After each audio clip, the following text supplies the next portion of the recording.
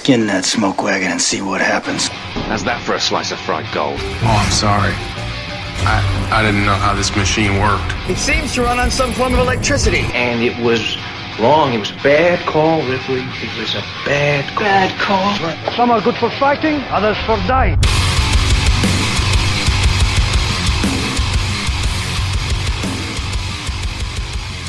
It's Just Two Movies.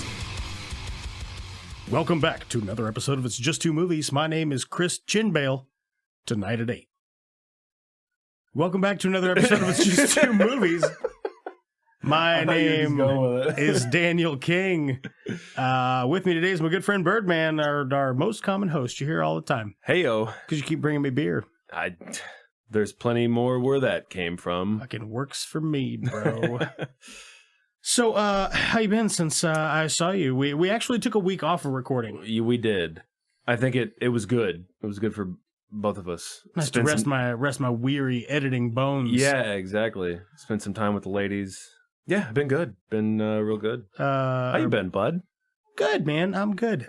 It's been working. I really enjoyed the week off. I just hung out with the gals, and we went and had ourselves like kind of a little fun family treat yourself kind of evening, best we can in a pandemic anyway. Nice. We weren't like going out or whatever. We bought some games and shit. This is good fun. Like video games or like tabletop games. Nice. We got some cool card games and shit. I'm really looking forward. We played one of them, and I'm really looking forward to playing the rest of them. Nice. What did we play? We played Deal or No Deal.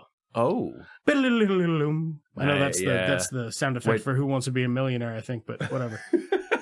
It's all the same. Just that with Howie Mandel and briefcases. Yeah. I've been good, man. I've been good. Been playing a lot of Ghost. Good for you. Still playing Ghost. Are you still playing Ghost? Holy shit, man. It's way longer than I anticipated, or it just takes... It feels like longer to beat video games than it used to feel. Oh, for sure. For story-based video games, like open world, for sure. But Ghost is one of those ones that, like, it even surprised me. Because I was playing and like, oh shit, there's a whole nother island or whatever it is. You know what I mean? Oh, okay. I was like, what? No. Like, not from what you've seen. Okay, but just gotcha. Like where you start. Three sections, yeah. It's just like, wow. Yeah, it's humongous. I've got some shit seriously upgraded. I am enjoying it a lot. It's so good. Yeah, it's really fun. I like the bow shooting mechanic. Get on my not high horse about video games here real quick. I love a good, like a bow, like a good silent bow kill. Mm-hmm. Tomb Raider does it really well. Tomb Raider does it well. Newer Tomb Raider games. Some of the Assassin's Creed games, they do it really well. Oh, yeah? I imagine the one where you're the Native American. Yeah. Yeah. I'm trying to think of what else. I don't know. Other things. Bow mechanics, you know? Yeah, bow mechanics. But I got to tell you, man, one of my favorite ones, it's probably going to be Ghost. I like it a lot. And if you haven't played Ghost of Tsushima, just buy it. If you don't own a PlayStation, yeah, I actually buy one. I made a really big mistake. I gameflied it, so I've had it I've had it since August. You should have just bought it. Yeah, I really should have. Anywho, what do we get into today, Dan? That's what I got to say about that. Well, if you're not familiar with the show, it's not just us bullshitting, although that could also be a show. It kind of is that, though. I mean, essentially, yeah. But we do have a goal in mind. We're talking about not one, but 2 movies. 2 movies? 2 of them. That's no why the show is called... It's just 2. Oh, okay. So what we do is we get in touch with each other a little earlier in the week, internally, intimately, and one of us will pick a good movie, what at least one of us thinks is a good movie, because we want to make the other one watch it, and then we'll talk about it. Conversely, we also pick a real bad movie that has something similar about it. That's it. That's the gist. Yeah. But the bad movie has to be something that is actually like generally revered as something that is not very good. We like bad movies, though. Yeah. So we'll try to review it 2 ways. Once just as a normal movie, if you were just to put it on and watch it, and then again, knowing it's like a weird piece of shit going into it. Which is a really great review system. I think it's a really great idea, and somebody should just pay me a shitload of money to let Alec Baldwin do this podcast, and I can just retire. Yeah. Alec, you can have your people email my people at itsjusttwomovies@gmail.com. So we're here to talk about 2 movies. I picked the movies this week, right? You did.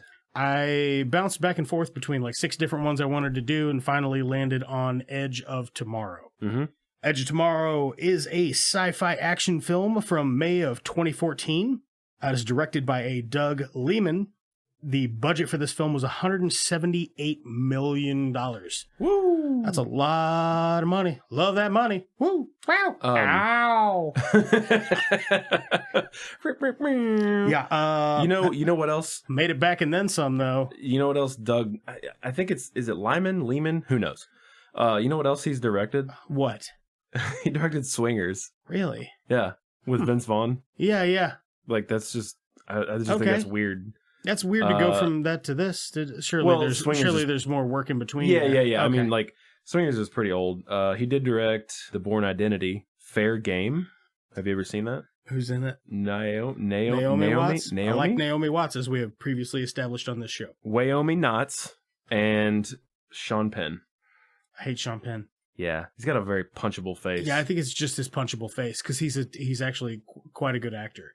Yeah, no, he's a good actor. From what I understand, I just don't like looking at him or listening to him. I don't like the timbre of his voice. Right. So yeah, I don't know. I just thought that was interesting that guy also did Swingers. Okay. But with a budget of $178 million, Edge of Tomorrow pulled in $370 million. $370.5 million to be exact. This has got a 91 on Rotten Tomatoes, 71 on Metacritic, 7.9 out of 10 on IMDb. Stars Tom Cruise, Emily Blunt, Bill Paxton, Brendan Gleeson, and Jonah Taylor, and a handful of others. But yeah, I mean, your real main 3 characters are Bill Paxton, Emily Blunt, and Tom Cruise. Right. And before we get too deep into it, the screenplay was done by Christopher McQuarrie, Jez, Jez. Okay. That's an interesting first name. Jez? Okay. I like it. His last name, though? Yeah. Butterworth. Ooh. Jez Butterworth. Hello. I like that. Who else? John Henry Butterworth. I wonder if that's his brother. I don't know. Distant those cousin? Butterworth boys? And then, if you didn't know, this film is based off of a novel called All You Need Is Kill. All You Need Is Kill. Kind of an interesting title. All you need is verb. All you need is verb. Yeah. The novel Hiroshi Sakurazaki, I believe is his name. Sounds right. First impressions. Are we getting there? Are we there? When was the last time you saw this? So I've seen this one other time. Watched it earlier this week. I've seen it one other time. I really liked it. I think it's a great film. Yeah. I don't know anything about the novel. Same. But I really, really like this film. And it seems like one of those things because in the title, as it is marketed, it's called Live, Die, Repeat, Edge of Tomorrow. Just from the title, you kind of assume that, you can kind of get an idea of what's going on in it. Right. But I think it's done really well as far as what happens throughout the film and the repetition, the constant dying. I don't think it's overdone, I guess. No, it's not. It's not. Because they don't spend too much time on certain segments. Yeah. Right. So quick elevator pitch for the film. What happens is Tom Cruise is like an army marketing guy. They're at war with aliens. Tom Cruise, by some strange twist of fate, gets put on the front lines. He's kind of a coward and a chicken shit. And then he gets stuck in a time loop where he keeps reliving the same day over and over and over and over and over. Conceivably, like until they win the war, kind of is the gist. And when you know that premise, it just seems like, okay, that's going to get old. And it doesn't. But it doesn't. It's really breezy. Especially for a 2 hour, it's close to 2 hours. Yeah. This is a really good performance out of Tom Cruise. Yeah. I mean, like this and American Made are like probably the 2 best Tom Cruise property things I've seen in quite some time. You seen American Made? I haven't. It's great. It's Really? Based on a true story.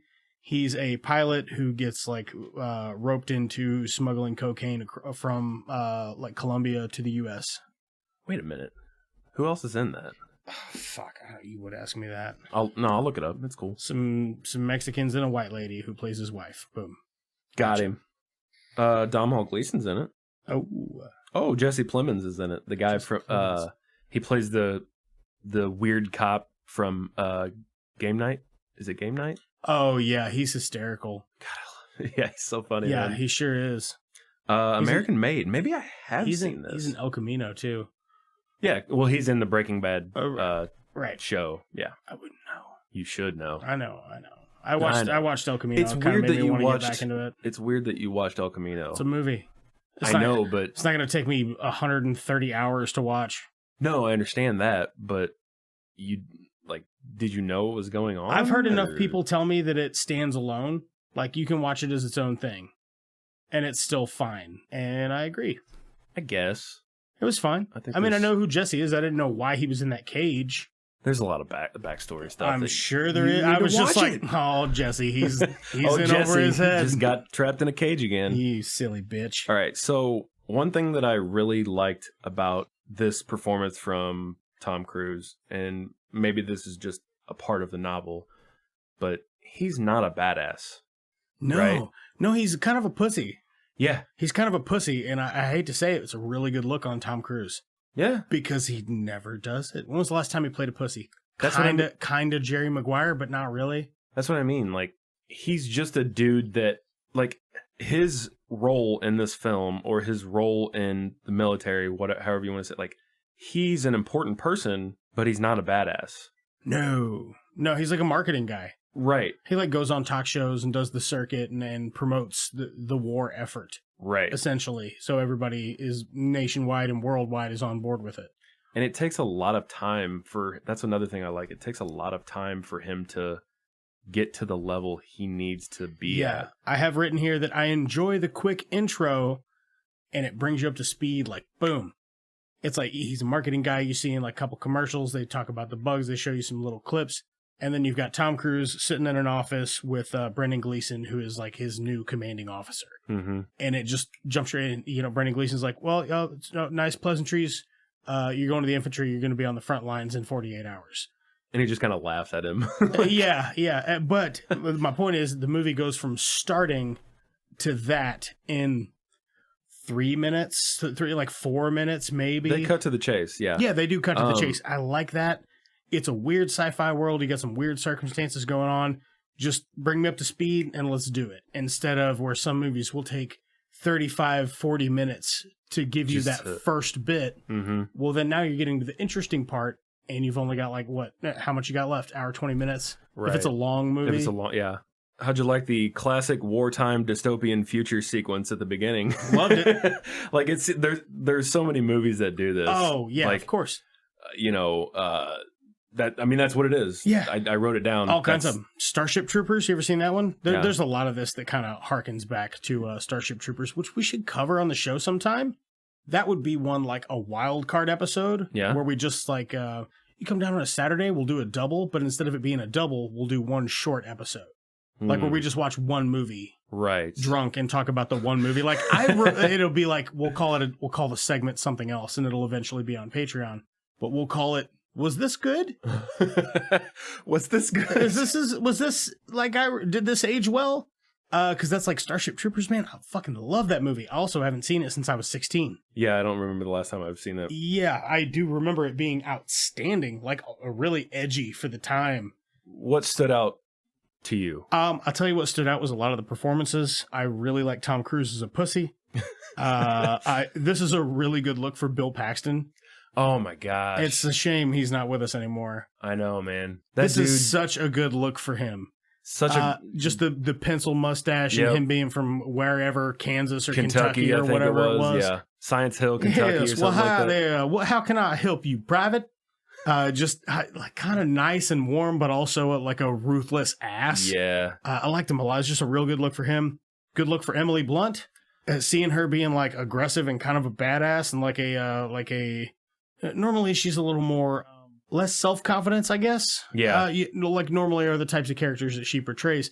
And as a badass motherfucker, right, she really pulled it off. Like I bought the entire time that anybody else that went up to her and she's like, fuck you looking at? Yeah. And they'd be like, shit, no, I'm so sorry. I'm good. I didn't mean to gaze in your general direction. I am so sorry. Yeah, like she's a little more timid in she is. Her other yeah, because like when we watched Sicario, I've never seen her the entire breadth of her work, but in things that I remember seeing her in, I'm like, she's a little more on the timid side. Yeah, kind of sad. Yeah, just like in Sicario, which was that sort of character. But her performance was immaculate. Really liked it. Brendan Gleeson, he's just doing Brendan Gleeson. Yeah. So that's good. Find me a movie where Brendan Gleeson's doing Brendan Gleeson. It's not good. Okay, 2 other things I really fucking liked about it, and then we'll get a little more in depth. I really like the mech suits. Oh, like man. the exoskeleton soldier suits that they're wearing. I wrote that down. Yeah, man, those are fucking dope. And the aliens actually look really sick too. Those fucking aliens are badass, they man. Look terrifying because they are wicked fast and like kind of octopusy. The way they move, yeah, octopusy looking. Octopusy. Do you know the correct? But the way they move, though, you know the correct plural of octopus is octopuses. Yeah. Okay. Yeah, they recently redacted that it was ever octopi. Octopi. Yeah, which is what I was always told when I was a kid, but I think it's because they didn't want to say pusses in elementary school. Octopi? Octopuses. Octopuses. Yeah. If you got 3 octopus in a tank, it's octopuses. It just is. Look it up. Look it up, bitch. Great. I love it. Going back to the aliens. But it's not platypuses. You would still say platypi. Isn't that Platypi? fucking weird? That is weird. English. Fuck. What do we know? Yeah, going back to the aliens. It's so weird because they kind of roll the smaller ones. Did they ever say the name of the smaller ones? I think they just called them fucking... Mimic. They were just like Mimic, I guess. Mimics. There's Mimic, which maybe that pertains to the whole alien... The race. But they're a Mimic, and then there's the Alpha and Omega. Yeah. Which... 3 different classes of alien. I like it. I guess. Like I said, Mimic might just be the whole class. But yeah. Either way, they just look so good. I wonder how similar they were, or they are, to the novel. You know what I mean? I don't know, but they look pretty badass. Yeah. So, Tom Cruise wakes up at an army base after being tased, trying to escape, talking to Brendan Gleeson. Right. He's a coward. He's a little bit of a coward. He's a deserter. Yeah. There's an actual word for it, and it's deserter. Yeah. Which is just like official coward. Like a person that likes to eat a lot of desserts. That's what that means, right? Yes. Yeah, that is correct. I know a lot about military terms. Yeah. Yep. Spec Ops means... means that, let me check my notes. Special... Oh, special operations. Very good. Very good. So he wakes up there and Bill Paxton is like the commanding officer. Some other dude kicks him and he's like, on your feet, maggot. And then Bill Paxton rolls up and he's like, well, what can I do for you? He's very, very charming. Again, great look for Bill Paxton. His awesome performance out of him, too. Yeah. He essentially, sees through Tom Cruise's bullshit, who is lying through his teeth trying to get the hell out of there. Right. And upon rewatching this, I guess I didn't realize that, like, Bill Paxton, his character, Sergeant Farrell, that Tom Cruise outranks him. Well, not that, but his character already knows what the deal is with Tom Hanks's character, Cage. Tom Hanks. Sorry, that's a different film. It would be cool too, though. He already knows what the deal is. Like, he has the information on him. I didn't realize that, I guess. I thought he just, like, rolled up on him and was like, well, I'll be. Look at this second. He's giving him the opportunity to come clean. Right. Is what he's trying to do. Yes, exactly. He's trying to give him a fair shake. Yeah. He won't take it, though, because he's a fucking coward. He's a fucking coward. So... he introduces him to his bunkmates until war starts in like less than 24 hours. Right. And he's like, this is J Squad, just a rough bunch of looking. Oh, man. Anyway, they're like playing poker. This, Bill Paxton discovers this and he grabs the cards off the bed and he's like, what is my position on poker? And they're like, you dislike it, sir. It's like, and why do I dislike it? Because it gives the impression that chance is at play. And what are my general feelings about chance? He goes, the chance is not blah, blah, blah. You make your own luck, blah, blah, blah. And then he makes them all take a playing card and eat it. Yeah. So, which is suck it to like be eating a playing card. But now that deck of cards is trash. Right. So that sucks. Yeah. I mean, I'm sure they have a spare. Yeah, probably got a spare. I mean, it's also kind of funny that almost every member, like, as a hard ass, takes the card and eats it and like stares at Cage. Right? Yeah, like he is the bad guy. Right. But he does tell him, he's a deserter. So they're all like, "Fuck this guy. I ain't watching your back out there tomorrow. Fuck you, piece of shit." I assume that's like going into prison as a child molester. You just have a big fat bullseye on your back. Yeah, they don't give a fuck about you. But Tom Cruise wasn't molesting any children that we know of. Whoa. So, I'm just kidding. No, I wouldn't say that about Tom Cruise. Seems like he's probably an okay dude. He's just fucking crazy. He's crazy. Yeah, which is fine. He loves making movies, I think, really. Is his thing. Yeah. I think he's genuinely, because as we talked about earlier, he does his own stunts for fucking everything. Yeah. Like, he just generally enjoys what he does. Anything that the studio will let him do, he does it. He'll do it himself. And that's fucking cool, man. I like that.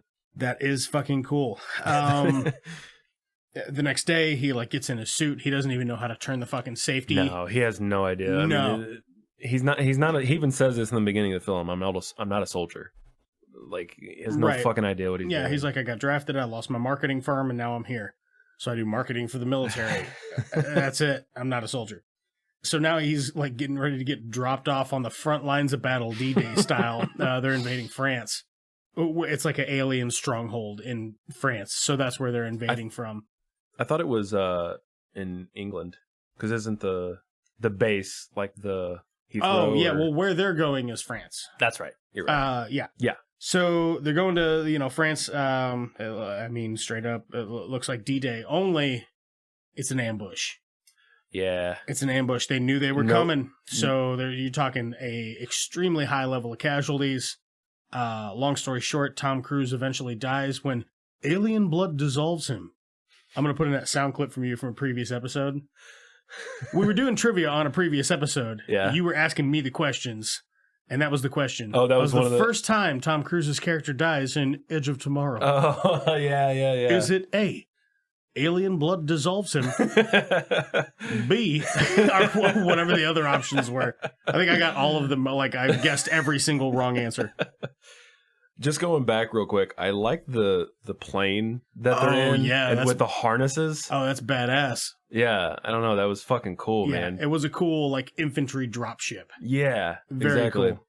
Cool. And then as we discussed earlier, the mech suits, they're just so fucking cool. They look so smooth too. Yeah. Like they don't it's not Ripley in Alien 2 with the forklift mech suit. They're much smaller. It's like an exoskeleton armor fucking thing, which is like appears to at least be loosely based on a real thing that they make today that allows certain classifications of soldiers to be able to carry like up to 10 times their body weight or something like that, like without hindering their movement speed. And it seems like it might slow them down a little bit, but not to the point where you can't. Yeah, look, if I can carry 1,000 pounds and walk at a leisurely pace, okay. Sure. Yeah, that's badass. That's like 5 dead guys or dying guys or guys that need medical attention. I like that better. So, there's the first battle, which is great. You get to see the mimic. They look amazing, as we said. Mm-hmm. And I wrote down in the first loop, or maybe one of the first loops, Cage, Tom Cruise's character, finally meets Emily Blunt's character, Rita. Mm-hmm. She's doing a real sexy like yoga cat pose. No, I mean like in battle they meet. Oh yeah. She's not doing a sexy cat pose in that. No. She's like wielding a broadsword. Yeah. And she fucking takes his battery pack. She has like a fucking Final Fantasy looking broadsword in that shit. It looks like it looks like Cloud's sword from Final Fantasy VII. It does. Maybe it's made out of like a helicopter blade or something. And some trivia on that, I read that it's not explained in the movie, but the reason that she uses that sword is because she, like Cage, before Cage, lived, died, repeat. Yeah. So she realized that she's going to run out of ammo at some point in all of this repetition. That's why she carries the sword. And that's pretty badass. So that's kind of cool. But yeah, in one of the first loops, they meet, he gets fucked up, and she takes his battery pack. Yeah. Do you remember that? Oh, yeah. Yeah. And he's like, there's a hole in my chest. You just taking my battery. But she's like, just doesn't even look him in the eyes, just like glances at him and she's out. I'm out. So it takes Tom Cruise a couple of reps here. And by a couple, there's one thing I really like about the movie is it's hard to tell the distinction between 10 restarts or 150 restarts. Mm-hmm. Like, there's no way of knowing how many times he resets. Right. Because it's a lot. There's like a training montage where he dies like 8 times. Oh. It's not 8 days worth of progress, though, because he goes from being the world's biggest pussy to a fucking badass motherfucker. Right. Like, just pure memory reflex killing machine. But it works, though, because he's doing so much fucking training. That's why they show you. Oh, yeah. You don't have to spend 10 minutes showing us that. Yeah, you just show him getting knocked down 5 times. Yeah, he's getting his fucking ass kicked, And but then he's learning. Yeah, and you can't tell. The part that I like is it's indistinct whether it's 5 days or 50 days. Right. There's no way to know. Because it's the exact same fucking day every single time. Yeah, and he tries to use this knowledge to explain to his crew and Sergeant Farrell, Bill Paxton. Oh, yeah. But, I mean, just as anyone else, what the fuck are you going to think when this guy starts spouting about reliving days and shut the fuck up, dude. Right. Like, we get a lot of funny loops of him dying because he's trying to. Yeah, there's a lot of Tom Cruise sucking at living. Yeah, he's trying to figure this shit out, and he's trying to make the day last, but he keeps fucking up. He keeps going like. There's a bit towards the end where he's like, "Oh, we gotta go someplace else entirely. We gotta not even get on that plane because no matter what I do, we can't get off that beach." So has he gone to the beach 1,000 times? Right. You know what I mean? Like, there's no way to know. It looks like he's playing Dark Souls on nightmare mode in fucking first person. It is incredibly violent at the beach. Like, those fucking things are everywhere and they are dangerous as shit. Yeah, and he tries to kind of play the hero at first when he starts reliving the beach. Yeah. When we say the beach, this is like the main battle. He tries to kind of play the hero at first when he starts reliving these days. Mm-hmm. He's trying to save a couple of his his squad. Like, he's trying to save them because the bigger dude, he gets squashed by the airplane. Like, at the beginning of every single battle time. sequence. It's like, whoa, we made it. He's just in tidy whities and his fucking mech suit thing. His fucking ass cheeks are hanging out though. Yeah, it's pretty great. He's like, I like to breathe. I like to be able to breathe, or something like that. So it takes Tom Cruise a while, but he finally figures it out. He gets to talking to Emily Blunt. Emily Blunt's like, oh my God, this happened to me too. Right. One of the alphas, like, you got its blood on you, right? So that's what it is. It's like it's in his blood every time the Omega, which is, I think she describes it like the regular mimics, those are like claws coming out. Mm-hmm. The alphas are actually like the brain or the commanding force. So, but the Omega is like the central nervous system. It's like the whole shebang. Actually, so the blue mimic, which that's the alpha, they are the central nerve. They're kind of like the central nervous system. Oh, okay. That's how she explained it. Yeah, I wrote it down. Like, and the Omega's the Omega, it has the ability to control time. Okay. But if you kill an alpha, that's fucking dope, dude. It resets time. Right. So yeah, because when an alpha is killed, Omega remembers what happens and resets time. Nice. And when he gets that blood on him, that's where he gets the ability. Yeah. So it's like a collective conscious enemy. Right. And as she told him, she used to have this ability. She lost it because she got injured and she didn't die and got sent to a hospital. She got a blood transfusion. It took away that ability. Yeah. Which is so fucking cool, man. Like, that's a dope concept. Yeah. What a great concept. Like, oh man, it's just like in that other movie that no one ever made because it's an original idea, which is fucking pretty rare in itself. If there's another movie out there where you got a certain type of monster that controls time, its blood on you, you now have the ability to reset time. It gives you time control powers until you get a blood transfusion. Write me. Email us. Please let me know. It's justmovies@gmail.com. I would love to know if there's another film out there like that because I would love to watch that shit. That sounds cool. Maybe it's a bad film and we should have did the bad film for... I'll eat crow. I'll eat crow? Yeah, I'll eat crow. I don't give a shit. Nice. That's what we have out here most of the time anyway. That's all we got out here. What are you talking about? Crows. It's Bonne Terre, Missouri. Not far from Washington County. Well, yeah, old Jim Johnstonson He lives up the road with his mom and his sister. Yeah, I know him. Are they as big as he is? What do you mean? What do you mean? What do I mean? Same person. Okay, see here. So eventually they devise this plan. Emily Blunt takes Tom Cruise to see Jonah Taylor. Yep. Who is was a scientist until he was babbling on about this crazy shit. So they demoted him. Yeah. Now he's a mechanic. Right. So he helps them with the breakdown of, how the monsters work and that kind of shit, and that they have to find the Omega. Imagine how they do that. Trial and error, trial and error, trial and error, trial and error. Right. You have to make it so long through this day to be able to find. Yeah. Eventually Tom Cruise has visions of where the Omega is. And that's one thing they ask him, have the visions started? He says, what the fuck are you talking about? Visions? No, they haven't. WandaVision's WandaVision. Disney Plus. I haven't seen it yet. Is it good? Probably. Sure. Yeah, it's probably fine. Paul Bettany and what's her name? Oh, Olsen? Oh, yeah, Elizabeth Olsen. Is it Elizabeth? I think it is Elizabeth Olsen. All right. So Cage must destroy the Omega to Rage end Cage. this war. Rage Cage. Played by KG. Rita wants him to find it. She says she wants to kill it. She does. She's like, this is my fucking... Because it killed her man. Yeah. Well, it didn't kill her. I guess it did kill her man. Something killed her man. Yeah. Her man got killed by an alien.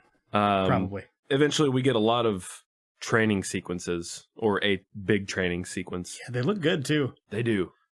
I guess, robotic versions of the Mimic, I guess? Spinny arm robotic Mimic training room that looks dangerous as fuck. Yeah. Yeah. Super dangerous. The first time he walks into it, I'm like, dude, fucking... Which, I mean, you're gonna get reset, but be careful. Watch yourself. Watch yourself, son. He breaks his back. She's just like, well, time to reset. There's a lot of Emily Blunt shooting Tom Cruise in the face. Yeah. A whole bunch. Well, because she's like, let's just fucking get this over with. Yeah, she's been there, done that. Yeah. You hurt yourself for the day? You're done. Later, bitch. Let's try again. You got paper cut? Reset. Reset. Yeah, we get the training sequence. He dies a lot, dude. 10 times, maybe more. I don't remember. Oh, yeah. Yeah, and he keeps going through this thing where he just, no matter what he does, he just cannot save Emily Blunt. So there's a bit where they're at some, they know where the Omega is. They get at some broken down house out in the middle of the fucking suburbs or whatever. He's making her coffee, and he knows just where the coffee was, and he knows exactly how many sugars she has. Right. And you can tell he's trying to knock boots. I think he likes her. Yeah, he likes her.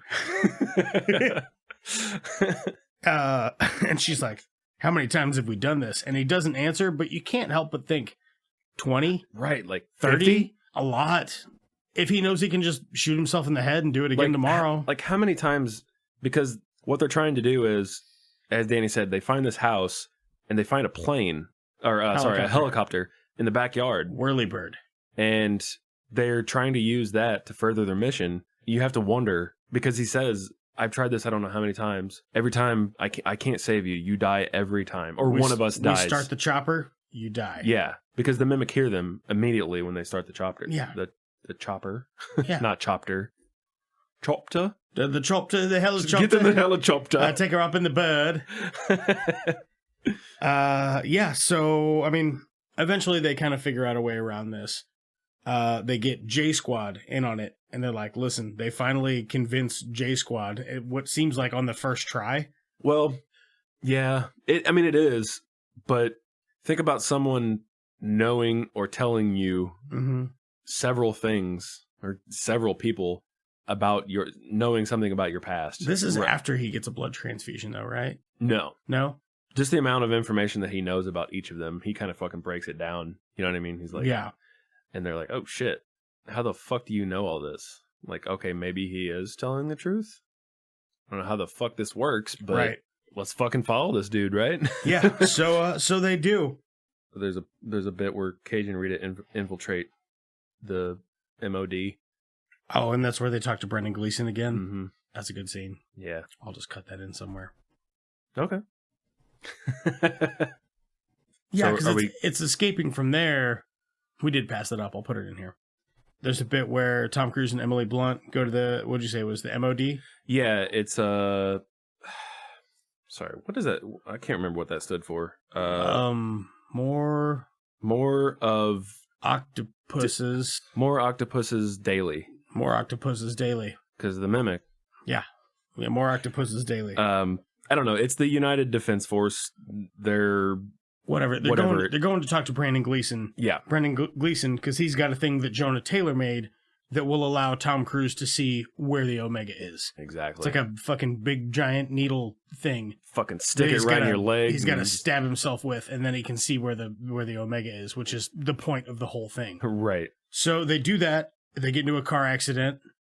They learn that Omega is in Paris. It's in the Louvre, and in the basement of the Louvre, which, by the way, bucket list place of mine to visit. Yeah? Always wanted to go to the Louvre. I always want to go to the Louvre and the Colosseum. Nice.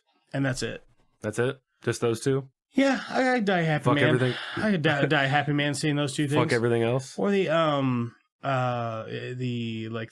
old the Roman ruins. It's like the birthplace of democracy. What about the pyramids? Yeah, those are fucking dope too, but I've seen triangles. It's just triangles in the desert. I fucking hate the desert. Whatever, Danny. You want to go see a cool thing in a place that sucks the whole time you're there? Kind of, have fun. Kind of, but not really. Or you can go to fucking, you can go to the Colosseum. See where people used to... I thought you were going to say the Bon Terre Mines. See the Bon Terre Mines. Google it. We got mines down here. They're pretty cool. We got a 1 billion gallon lake underground, and they had the... It is actually pretty cool. They had the X Games here in, what was that, 2005? Something like that. They had like an X Games wakeboarding competition underground. That's pretty dope. Right. In fucking Bon Terre. Right. Population 17. Just kidding. There's more people than here than that. So yeah, they learn that Omega is in Paris. They escape MOD, but they get into a car crash. Right. Because they're being chased by fucking however many soldiers. Yep. They wake up in a hospital, and he received blood from a donor. So he lost the ability. He lost his Omega blood. He lost the ability. He lost the Alpha blood. To edge. Edging tomorrow. Yeah. It's almost there. Oh, no, it's not. We're going all the way back. That's it. Oh, shit. Pornhub, call me for the rights. It's just a movies at gmail.com. Sorry. Rita, she eventually finds Cage. She breaks him out. This is whenever they fucking get up. Now they go get J Squad. Yeah, fucking J Squad. J Squad, son. Which I wish that we would have seen. This might be like one of my only problems with this film. Okay. Not that it's a big issue, but in J Squad, I would have liked to see another familiar face. Just one more familiar face. Yeah. You know what I mean? Yeah. I don't know who. I was trying to think. Like a how about a Jai Courtney? Jai Courtney. He's that guy, but he's good in stuff. I think he plays Captain Boomerang in one of the Suicide Squad movies. I don't know why you would watch those, but if you did and you noticed Captain Boomerang, that's Jai Courtney. I did watch Suicide Squad. Yeah. I regret watching. I think the one that the reboot that they're going to do is going to wind up being good, but it's probably just because of James Gunn. James Gunn. Yeah. Yeah. It was, okay. I'll always watch all the comic book movies because I want them to keep making them, even if they're bad. Because I would rather watch a bad one than not see one at all. Yeah, I think he would be a good choice. Just a good familiar face. Yeah. You know what I mean? Like everyone in J Squad, they were fine. But I don't know. I just wanted to see someone else that was like, oh, fucking that guy. There he is. There he is. What I mean? Oh, yeah. Who would be another good one? Like maybe a female. Sebastian Stan. Oh. Like to replace what's her name? I don't like. She was fine. She was serviceable. What's the? She's kind of Latino looking. She was like the hard ass chick, the hard ass military chick in everything for like 15 years. Oh. Michelle Rodriguez? Michelle Rodriguez. She is in a Fast and Furious movie. I googled badass Mexican military chick, and there she is. Michelle Rodriguez, found her. Gotcha, you motherfucker. Like get a Michelle Rodriguez or something like that. You know what I mean? That'd be cool to see. Yeah. Just another familiar face. Oh, hey, there he is. There he is. Yeah. There she is. Attaboy. Attagirl. Whoa. Ooh. Ow. Ah. Yeah, I mean, J Squad wasn't terrible though. No, they I were like fine. I like the fat guy that liked to. He would just freeball wear no clothes. if he could just go naked into that mech machine. Yeah, I'm sure he would. was it almost like a Speedo? Because you Yeah, could it's kind see of like his a ass It's cheeks. got like a diaper. Yeah, it's kind of got like a little cover in the front. Yeah. No room to like catch a fart in the back. I guess that's good. So anyway, they steal a plane and they're like, we gotta get to the Louvre. But the issue is the plane can't fucking fly, so they Right. just fucking It's just like land speedster. just like straight to the Louvre. Yeah, it's good scene. I mean, it works, right? Yeah, good scene. Worked out good. I mean, long story short, I don't think it's a jumping to conclusions to say they find and destroy the Omega. Right. But then I think the big thing that puts a hitch in your giddy up is Tom Cruise is like underwater, and then he gets all that Omega blood, and then I guess he dies because then he goes back. He goes back to He the resets again, which would be a cool power to have the rest of your life. You could just be like, "Oh, I'm 90 now, and I broke my hip." But does that mean he gets the power back?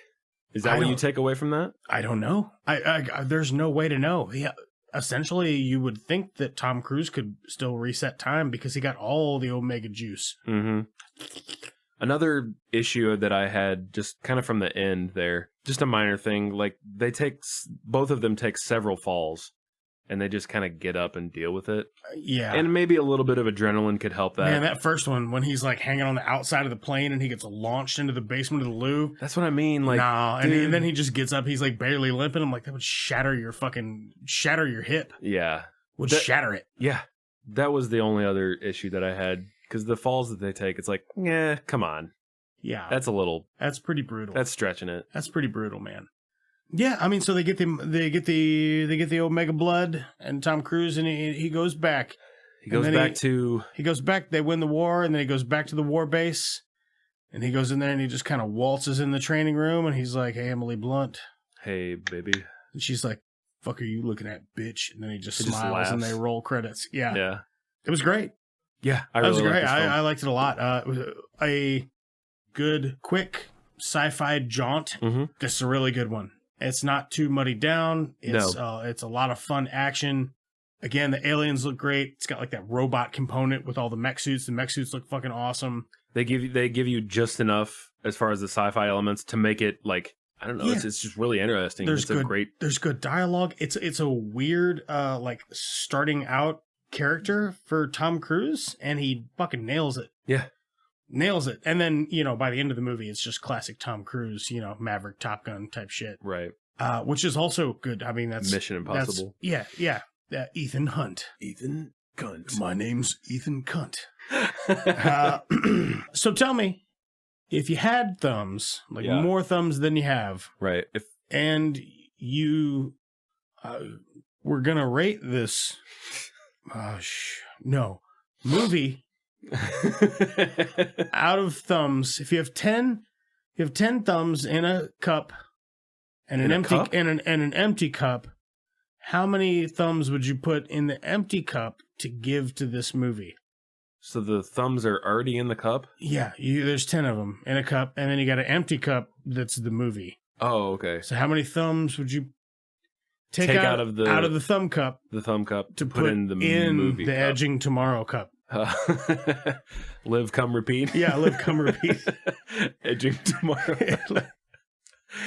Ooh, almost come, repeat. Fucking got him. Got him. So I would take out approximately 9 thumbs from the thumb cup. Okay. And transfer them into the movie cup. The Edging Tomorrow cup. I would seal it off, put it in the freezer. Okay. And keep them and then as mail them to Bob Iger from Disney. So if you had 10 thumbs. Oh, I thought you were going to say 10 cups. If you had 10 cups. Okay. And you had 10 thumbs. Okay. And you had 10 butts. Okay. How many you're going to take how many thumbs out of 10 cups Okay. to stick in how many of those butts? Wow. So I guess I'd put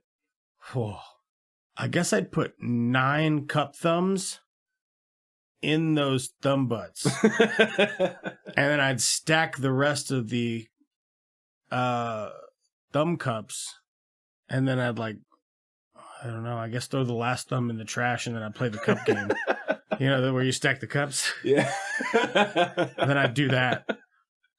So we I think we're both going 9. Yeah. Nice. I like this a lot. Like, I don't know, man. Like I said, I only had two problems with it. Yeah, Did you have any? Like, because you know my issues. My problems are more like, come on, Tom Cruise. What do you? I mean, can you elaborate? Yeah, just have you seen him before in a thing? It just sometimes he's a little much for me sometimes. Yeah, but he's not as much in this. I am with you on the J Squad thing. Like, I just put somebody else in there just that I recognize from a thing. It's great for those people to get exposure. Everybody that's in it was fine.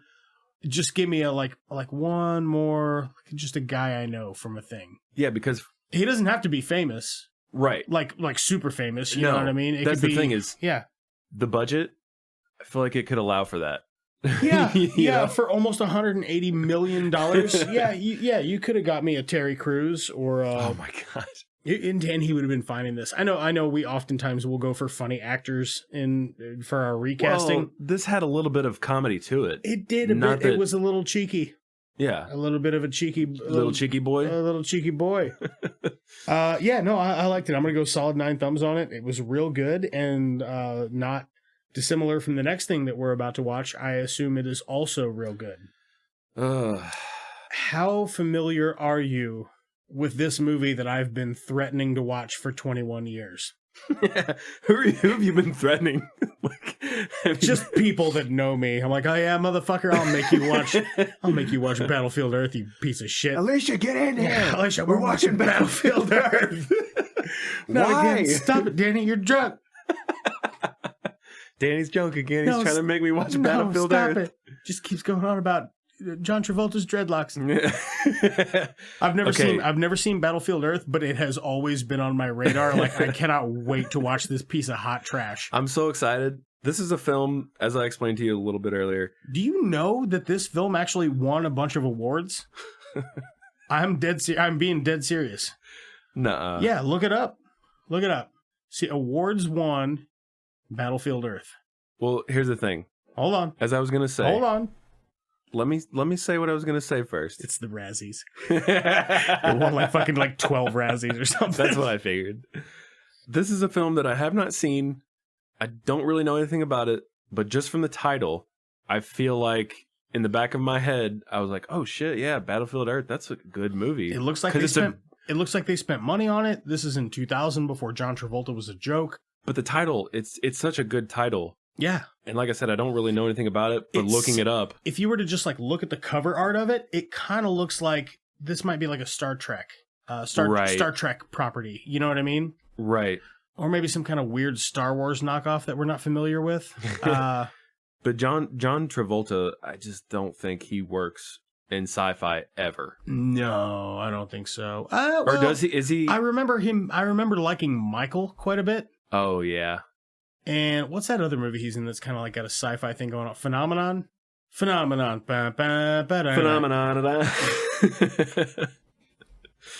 I'm not sure if I'm familiar with that one. I feel like I know the title, but I don't know. I feel like he's kind of typecast for action films. That's his. Yeah. You know. Oh my God, he's in a jam. He's in a really fucking bad one that we're gonna watch on this show sometime as a bad movie with him and I think Tommy Lee Jones. Oh, wait, my God, it's fucking atrocious, bro. What is it? Killing Season? Maybe? Googling. Killing Season? Oh, yeah. Robert De Niro? Yeah, Robert De Niro. Right, yeah, Robert De Niro. Look at his fucking beard. Look at his fake Russian neck beard. What the fuck? It's like spray painted on. It looks awful. And I can tell you, it does not translate any better on film. Have you seen it? Oh, yeah.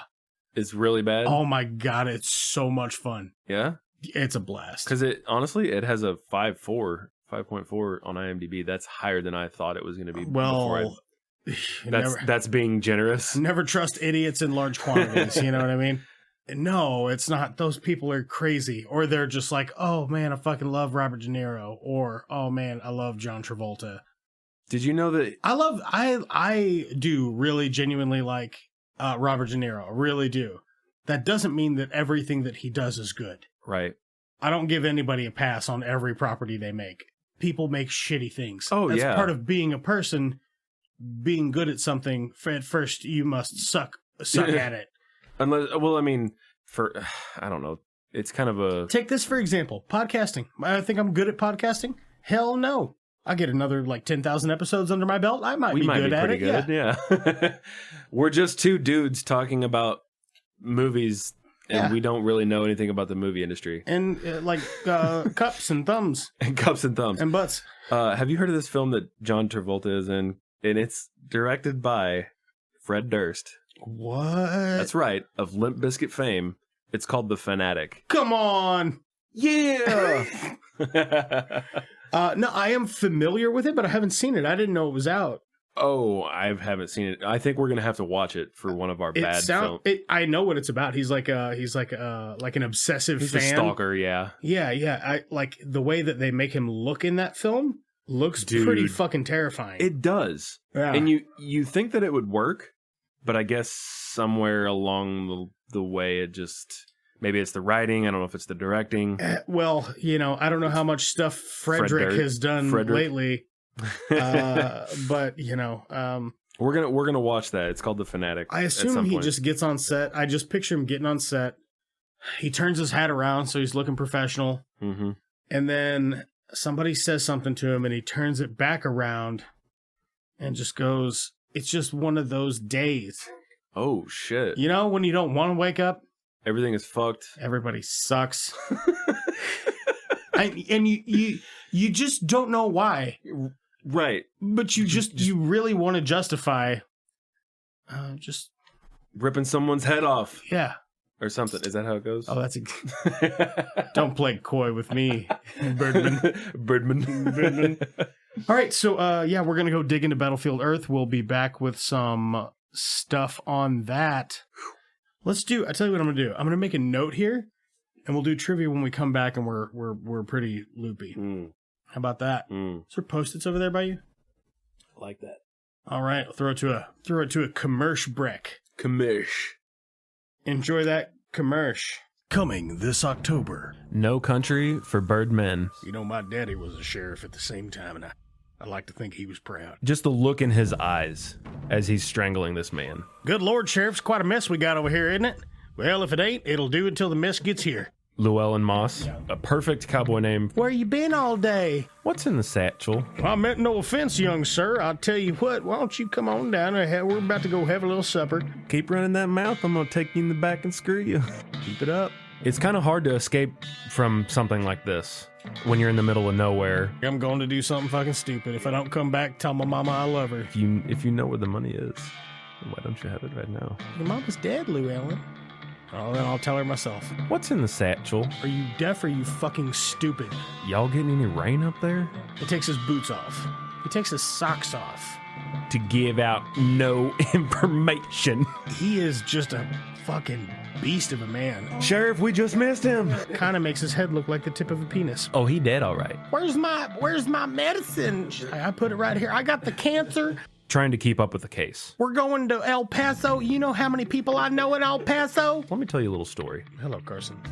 Let's go to your room. Jacking off. Because he's drinking that same milk that fucking Anton drank. I thought no one would ever ask. I've never seen a Mexican in a suit before. You're going to get a little blood everywhere. Ooh, doggy, that's a lot of smack. He's seeing the same things I'm seeing. Between the battle between man and steer, nothing is certain. Kind of a hitman, I guess. Because things are getting a little out of hand. He's got no boots. He's got buckshot in his shoulder. He's got a fucking wet gun. Orson Welles shows up? I ain't asking you to do nothing illegal. Norteño band? Would he be dead? You bring me the money. I'll spare your wife. They just casually have a tarp over it. You got it. If you're into Wild West footwear, check it out. Let me know if anybody comes in. And by that I mean any swinging dick. Now he's got no boots. essentially track down the last man standing, but he has the money. Bardem. Brolin. Jones. No Country for Birdmen. Oh, shit. Let's get fucking tanked.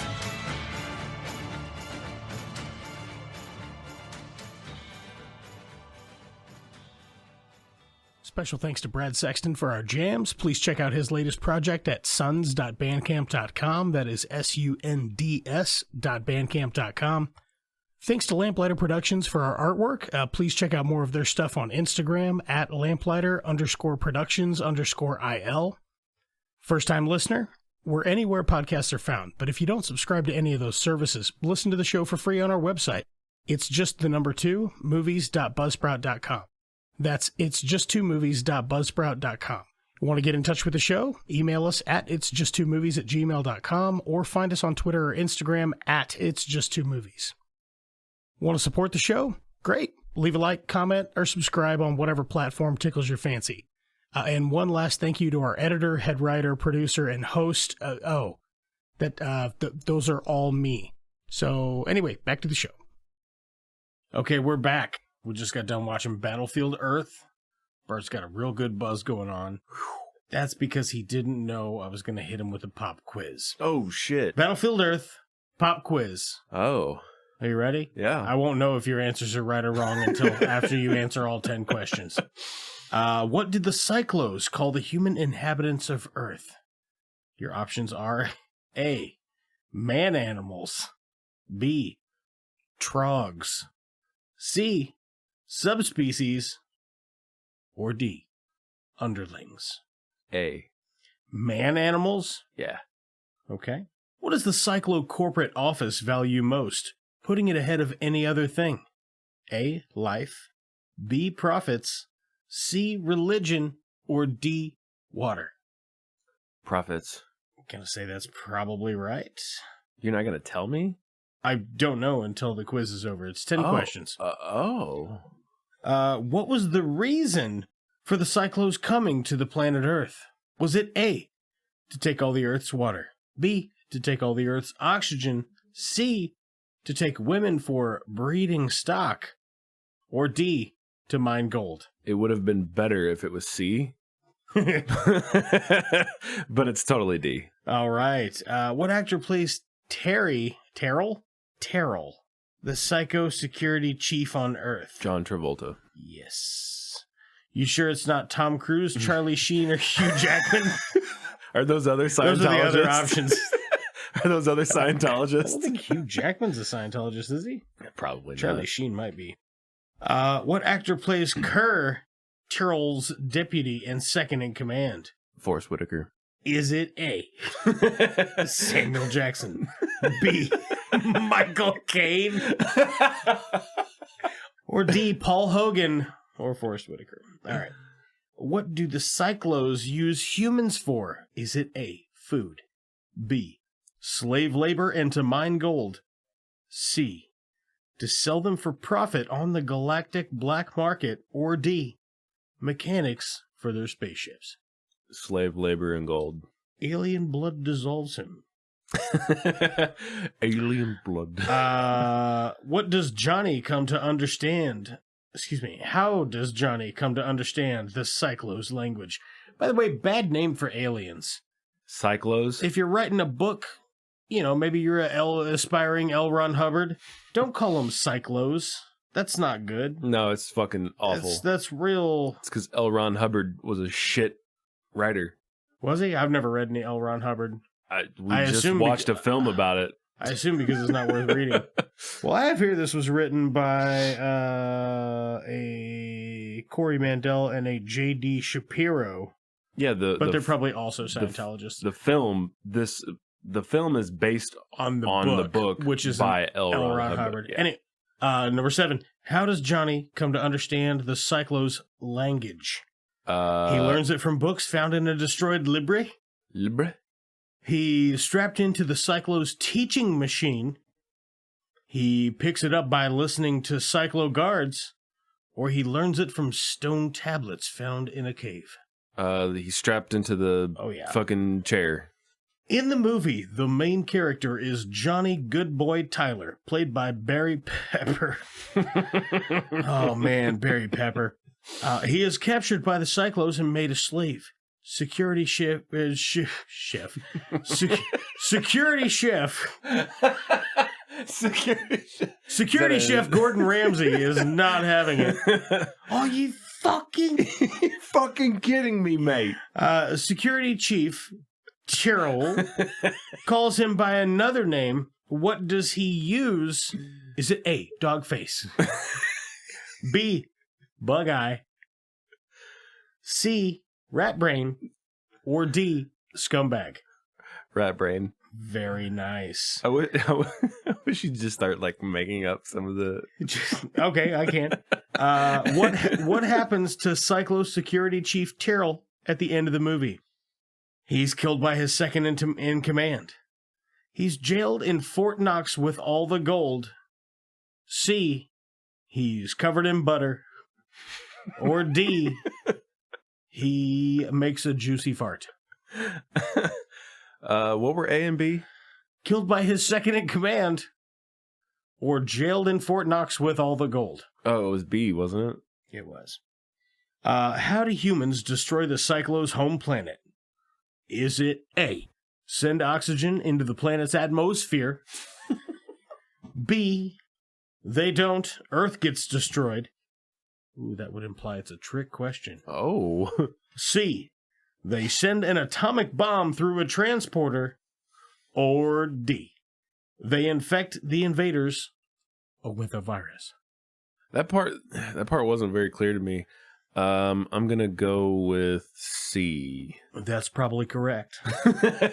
Let's submit your answers. Oh, number one, what did the Cyclos call human inhabitants of Earth? You answered man animals. That is correct. When one of the human captives grabs the Cyclo's guns, he manages to kill a Cyclo guard. When the incident is reported to Chief Security Officer, he can't believe it. He doesn't think humans are smart enough to operate a weapon. He says, "What am I supposed to put in my report? Shot by a man animal?" I'm not going to read all those. Yeah, I was going to say, stupid. let's just. Number two, what is a Cyclo corporate officer putting ahead of anything? Profits, it's 100%. Well, it says 8 out of 10. No, wait, hold on. That was an ad. 10 out of 10, 150 points. Really? I got everything? You got them all. Yeah. You want to talk about this dumb thing, or you want to take some more quizzes? Do you want to find out what SpongeBob character you are? Was that what the ad was? I don't know, probably. Something like that. Should be. Yeah, so we watched Battlefield Earth. And it was a delight. I am just going to put all my cards on the table. About 45 minutes too long. But I had a ton of fun with it. It was... Did you? Yeah, I really did. Did you, though? It didn't cease to make me laugh through the whole thing. And what's great about it is, this is the kind of thing that makes or breaks a bad movie for me. Sharktopus, Sharknado, that kind of stuff, not really my thing. They really thought they had something here. Yeah, John Travolta. Yeah, John Travolta really thought he had something here. He thought this was the next Star Wars, I think. Yeah. I think L. Ron Hubbard had told him, you need to make this book into a film. So L. Ron Hubbard, famous Scientologist. Is the founder of Scientology. The finder of... He found it. He did. He was rooting around in there and said, by God, I've got it. By golly, I've got it. He wrote a book called Battlefield Earth in the 70s or 80s. That's the name of the book? Yeah. Battlefield Earth? Yeah, that's the name of the book. And by 1975, John Travolta had converted to Scientology, and they had somewhat of a relationship, I guess. And he was like, hey, motherfucker, I want you to turn Battlefield Earth into a movie, and it's going to be the next fucking Star Wars and Close Encounters of the Third Kind. And John Travolta's like, I'm going to do that. Bet. But nobody really likes me yet. So then he did Pulp Fiction. And then people were like, oh shit, John Travolta's got street cred. Right. And then somehow he got this movie made. Well, that's the story. Not for lack of trying. I mean, he did make it a movie. So, you fools!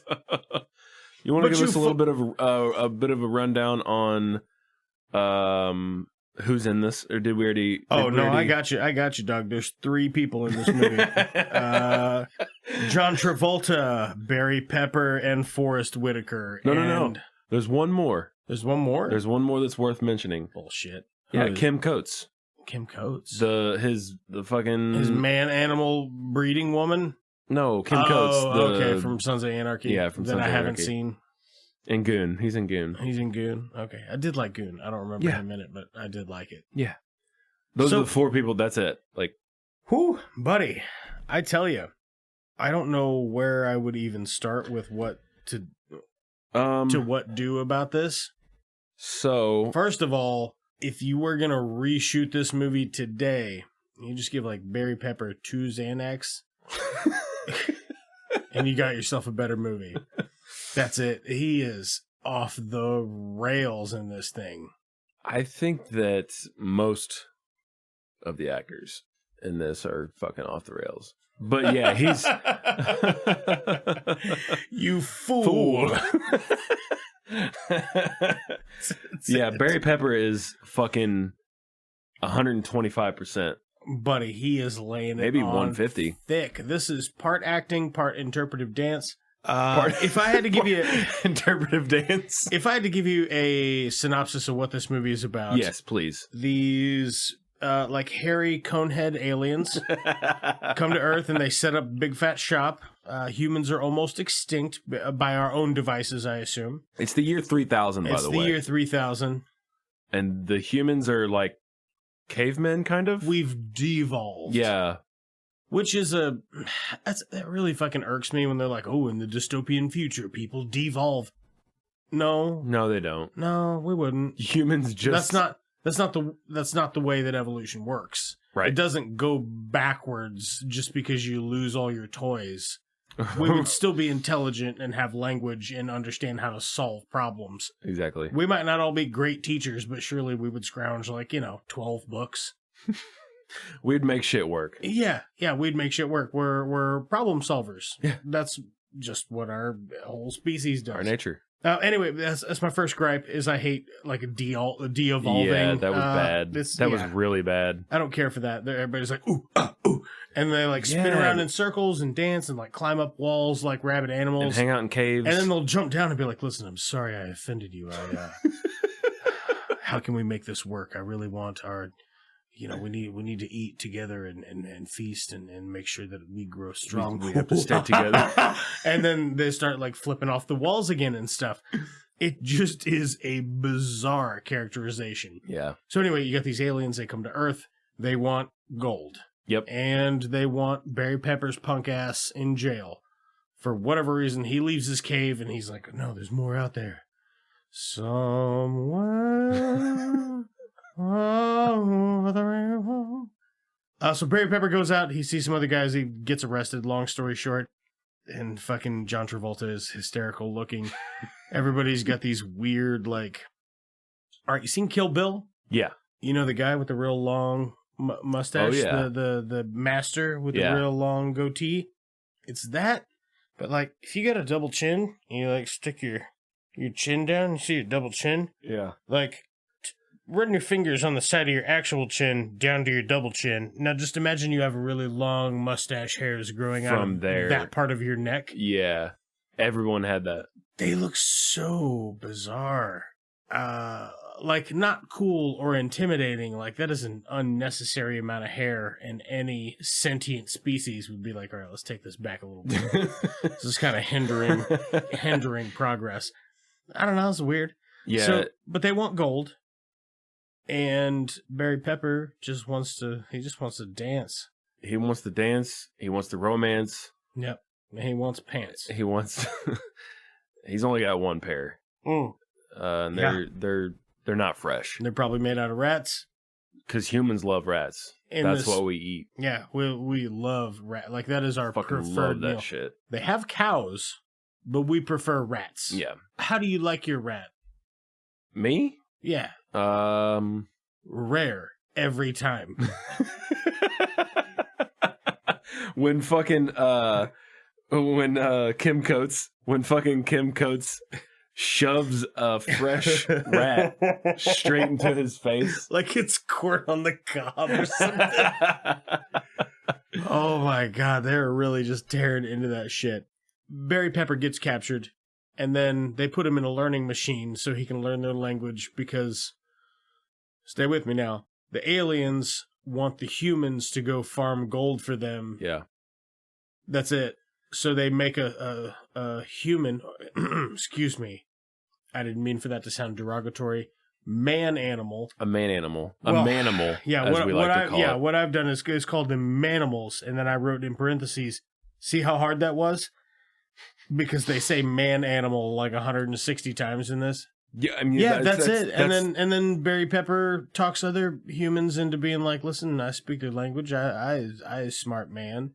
Mm-hmm. I show you interpretive dance, and you help me revolt. And they revolt. And then they take down the aliens. Yeah. And then they send one atomic bomb back to the aliens' home planet. Destroy it. And destroy the entire planet. The entire planet. To dust. With one atom bomb. Yeah. As if it was a small town. Yeah. Like, if you ever put a piece of... Well, not a small town. Like a big city, I guess. You take like a whole gigantic thing of cotton candy and just like shove it into a glass of water and it just disintegrates. Yeah. That. With a whole planet, though. Right. Yeah. So that's the movie. That's what it's about. What would you think about it? Birdman? Birdman? So, I didn't like anything about this movie. I'm not, that's not a joke. I have one positive thing written down about the whole movie. I don't like anything about this movie. The acting is bad. The cinematography is bad. Yeah. The special effects are bad. Ooh. What else? What else can I shit on? What else happens? What else is in it? The neckbeard mustaches, the weird brains, the cone head, like backwards cone head hair things. The character, like the hot lady with the smoothest forehead in the galaxy.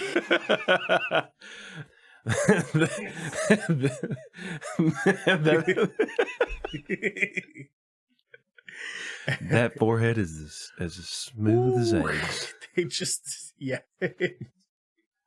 Oh my no, seriously. God, it looks like she's got half a surfboard on her face. I'm in love. I'm in love. One thing that bothered me throughout this whole film. Just one? Just one? Okay, sorry. Two things. Like, seriously. Okay. Two things that really, really bothered me. Like I said, I didn't like anything, but these are my biggest gripes. And you explain this to me. Can you explain to the audience what a Dutch angle is? Yeah, certainly. And I actually was looking up some stuff about this movie, and they saw how like almost every shot in the film was a Dutch angle. So I was like, "Oh, that's weird. What's a Dutch angle?" So I looked it up. A Dutch angle is actually a fantastic way to show like visually. It gives a feel of like mental uneasiness or psychosis. What they do is they take the main image that they're looking at, and they put it center shot, or wherever you want it in the angle, and then you just roll the camera like 23 degrees or like 36 degrees or whatever. You just tilt it a bit, and it gives the impression of like something's a little off while you're looking at it. And you told me that they use this really well in Jaws. They use it fantastic in Jaws. There's so many examples out there of it done right. Google Dutch angle movie and then just go to images and you'll see what I'm talking about. Mm-hmm. Probably. But it's just him sitting there stressed out like at the end of his fucking rope, and it's shot in a Dutch angle, and it's just a camera shot that you would see and go, "Oh, okay." Like that's an example of it done right. Or well, in this film, what you wouldn't do. In Battlefield Earth, they used #Dutch angle for probably 80%. Well, 80, 90. And maybe more. Might be 95. I feel 95% like of the film. I feel like I just got used to it after about an hour and 30 minutes. Yeah. It was really jarring, like in the first half hour. Ugh. Like, it starts getting kind of hard to watch. Right. Almost kind of makes you a little sick to your stomach. Yeah, a little bit, because they're like flipping it back and forth, and it, I don't know, kind of almost make you a little seasick feeling. It seems like it was like 90% of the film. I think that's a pretty good number. So that really bothered me the whole film. There were several points where I just had to stop watching it for a minute because it literally, and I feel like if you really wanted to do the Dutch angle that much, you could like, I don't know, tilt it at like 11 degrees. Right. Instead of 37 or, you know, whatever the tilt on that is, just back it off like 3/4 and you're still edgy. It's still artsy. That's edgy as fuck, dude. It's watchable though at that point. But going that like 26, 20, whatever degree it was, right. I don't know. But just going like from it oriented left tilt to right tilt to left tilt to right tilt to left tilt to right tilt. Was just very just uncomfortable. Do you know, as far as like Dutch angle goes, what does that sound like to you? Because for me, it sounds like a dance move. A Dutch angle, I would think it's probably on Urban Dictionary. You want to see what it says? Yeah, I'm curious what it does say. I mean, I know we know what it is now. Or what's a berry pepper on? Giving her the old berry pepper. You giving her the old berry pepper, mate? Dutch angle. Do you have the angle for the dangle? Yeah, it kind of explains what we just talked about. The camera angle. Yeah, I wish there was another meaning for it though. You know what I mean? We should make something up. We'll think about that. We'll let that roast a little bit. Yeah, I'll marinate on that. So the other thing that, once again, they did this throughout the whole film, probably another 90% of the film. They kept having John Travolta in it. Got him. Boom, roasted. And they did what we called, there's probably a name for this. If you know what it is, fucking please let us know. We called it an elevator door cut. Yeah, so it's like you're looking at the picture, and then the picture starts to split in the middle, and then it just opens like elevator doors. But imagine on the other side of the elevator doors is the next scene. Yep. So every that time. It's opening elevator doors every single cut, except for the last cut. Yep. Because then it's elevator doors closing. Ooh. Whoa. It's stupid. Okay, so what did you like about this film? Hold on, let me find my note here. I've got the ships themselves are okay. Like a light prison transport ship. And he crossed it out. And that's it. The rest of this is just me shitting on it.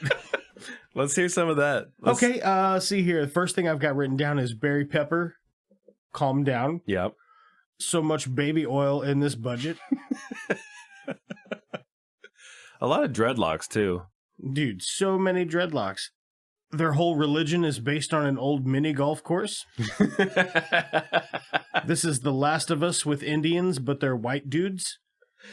There's a crossover between the Goblin King from The Hobbit and the Fat Man from Legion. Oh, man. The TV show, not the film. I believe there's also a movie called Legion. I think so, yeah. That guy was unique. Just his whole... Yeah. It looks like... So whenever someone has to wear a mask for a TV show or a movie, as far as makeup goes, it looks like they just forgot to tuck it in. Yeah. At the neck, and it's just kind of like hanging over. But it's just giant fat neck. You know what I would like to see in a movie, like where somebody has a giant fat neck like that? Like just once they would like grab it and stick their arm under it and just wipe, you know what I mean? Because it'd be sweaty. It's all folded over and shit. If they just like wipe it. Oh God, that'd be so fucking gross. But yeah, I like Google Fat Man Legion. Yep. Or no, Legion Fat Man, probably more appropriately. I don't know what Fat Man Legion is. That's probably a different. So Google a picture of that guy, and then Google the Goblin King from the Hobbit movie. Movies. Pretty sure he's in the first one. Might be the second one. Don't recall. Anyway. It's just a good mix. Yeah, it's like those two had a gay like neck fat love child. Well, you know what? I don't know that the Goblin King is a man, but the thing from Legion, I believe, is credited as Fat Man. What you got next? both of those combined look like the guy in this, one of the guys. Yeah. I've got here that the monster hands are bad. So they're okay. Imagine an alien race that has a cone head, but instead of the cone head going up, it goes back, and they're just mega hairy. Now imagine that their hands are impractically large.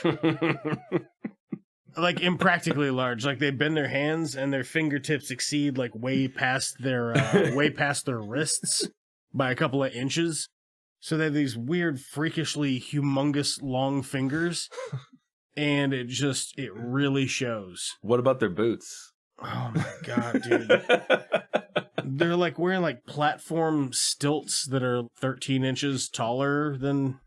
I wonder if anybody got injured on set, just like being like, I'm gonna go take a piss. All right, man, I'll see you. And then fell in the alleyway and broke their neck. They can't really bend at the knees. They No, just, like, they walk can't. straight. Yeah, because their boots go all the way up to their thighs. So they don't really bend their knees much. They're just like, I don't know, try walking without bending your knees. It's not that bad.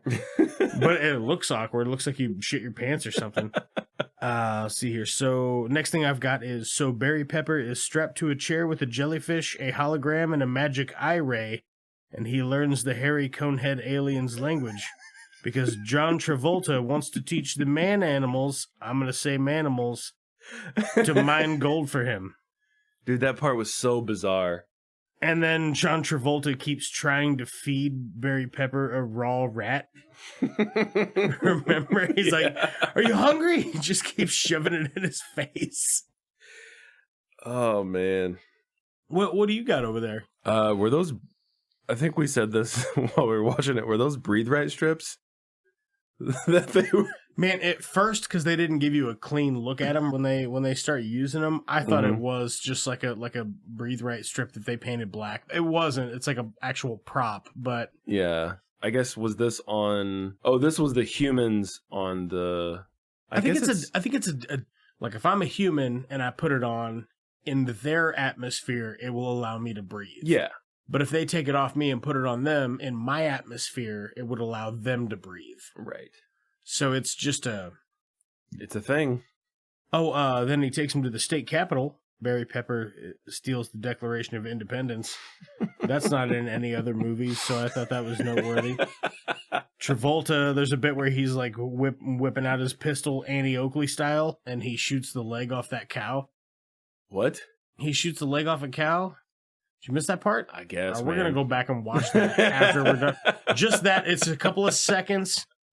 I didn't watch like 20% of this film. I'm not going to lie. Well, John Travolta, he's like shooting behind his back and shit. Like he's... Oh, I did see when he was like shooting behind his back. Pew, pew, Pew, pew. It's like a laser gun, but it has no impact.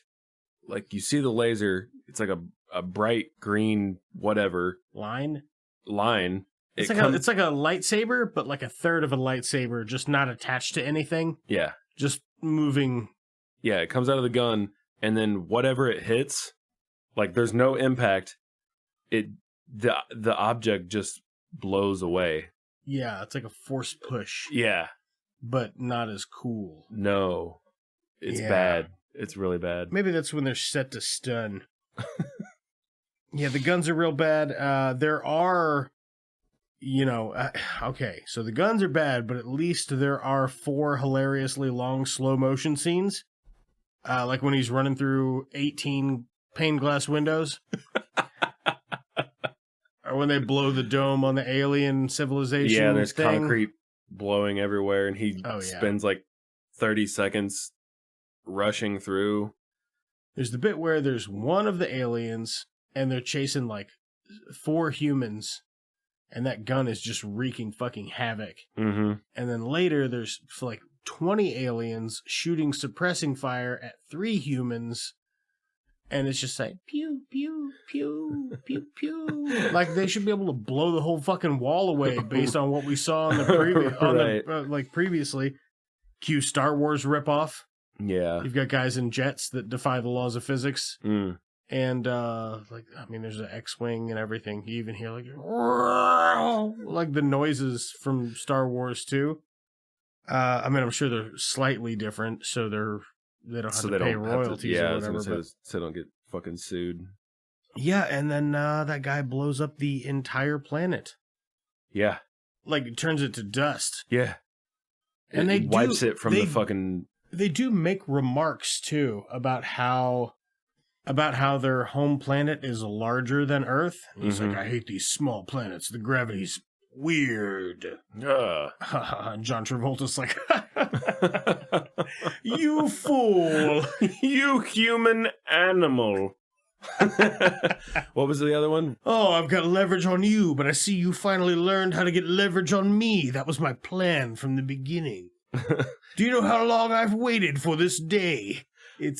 What was the other one? Rat brain, or was it rat? Oh, rat brain? Was it rat brain? Oh, was that what he called? Oh, hell yeah. He's throwing rat brain around like it's table salt, baby. I feel like he said rat brain as much as they use the Dutch angle. You'd have to look it up on a counter. Who knows? It's a lot. We should have kept track of how many times he said it. Man. Rat brain and then man animal. Man animal.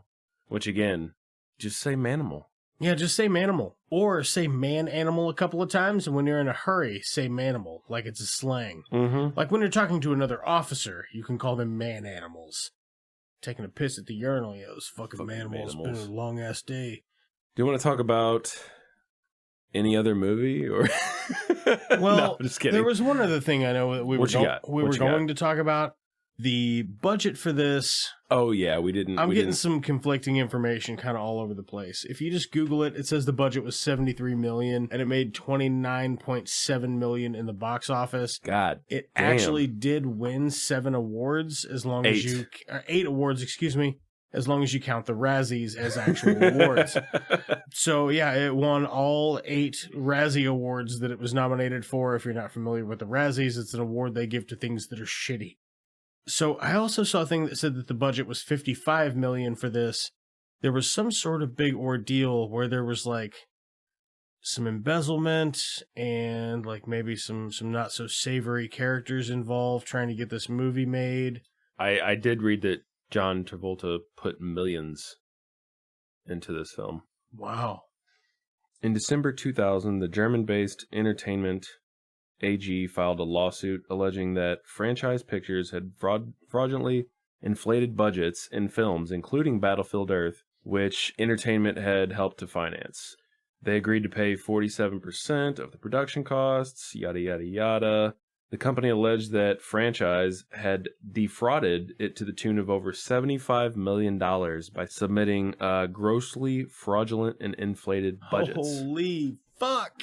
Yeah. Wow. So that's, I guess, where some of the... Yeah, so it lost a lot of money, and they were scumbags. Yeah. What do you expect, though, from a film that's tied to Scientology? Did you know that Forrest Whitaker actually publicly expressed regret for participating in this? As he should.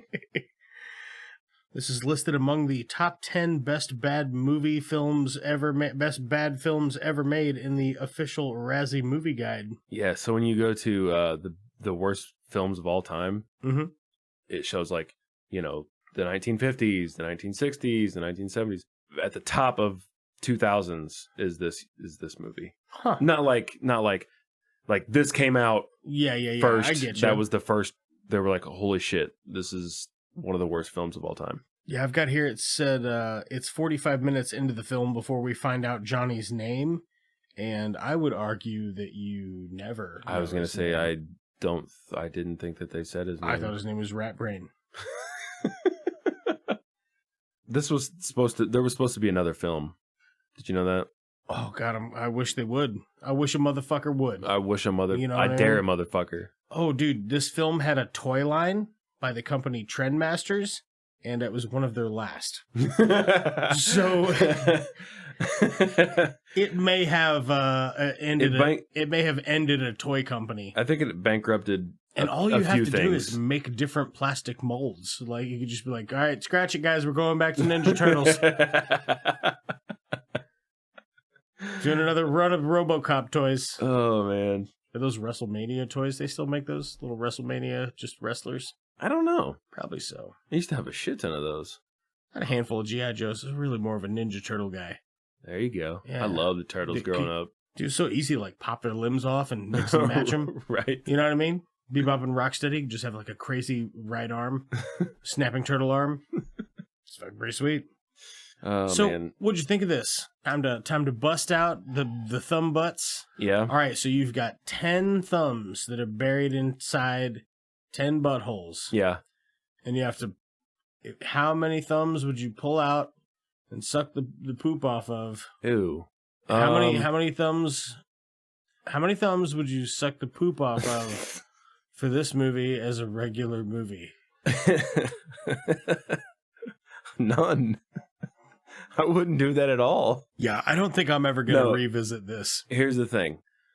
As just a movie, like if I was sitting up one night late on a Saturday, flipping through the channels, and Battlefield Earth came on, yeah, and this could be a possibility because I didn't really know anything about this film going into this. You're like just edging tomorrow while you're looking for something to watch.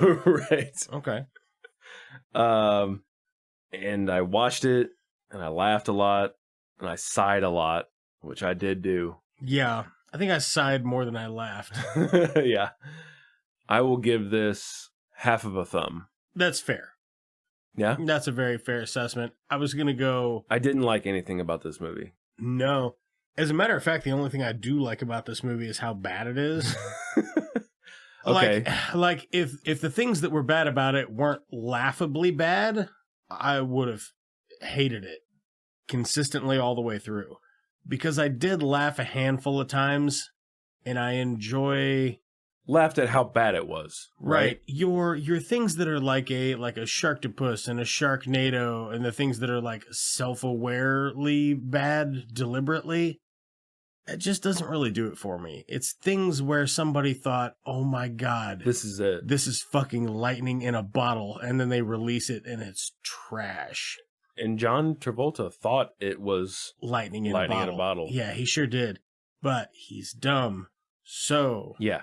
I mean, like, you know, which one of us is dumb? He's got airplanes and an airport, and that's true. And a spray painted on beard in that other movie I was talking about earlier. So how do you feel about my rating of half a I feel that's good as a movie. As a regular movie, I'll go a little higher and give it 1 thumb, because for me to watch it as a regular movie, I'd be like, oh my God, look at that. But knowing it's... Look, I think we're barely splitting hairs. We say you're going half a thumb and I'm going a thumb. No, and yes. Yeah. Completely. My issue is... Is it because you didn't want to suck poop off the thumb? Some of that. That's part of the issue. Okay. The other issue is, as much as I did laugh at it for how bad it is... I spent a lot more time shaking your head. Like I said, I also sighed a lot, and I didn't watch like 20% of the movie just because I was just tired of watching the movie. Yeah. It's almost embarrassing. It is embarrassing. So what you're saying is the people who made this should be very ashamed. Yeah. Yeah, me too.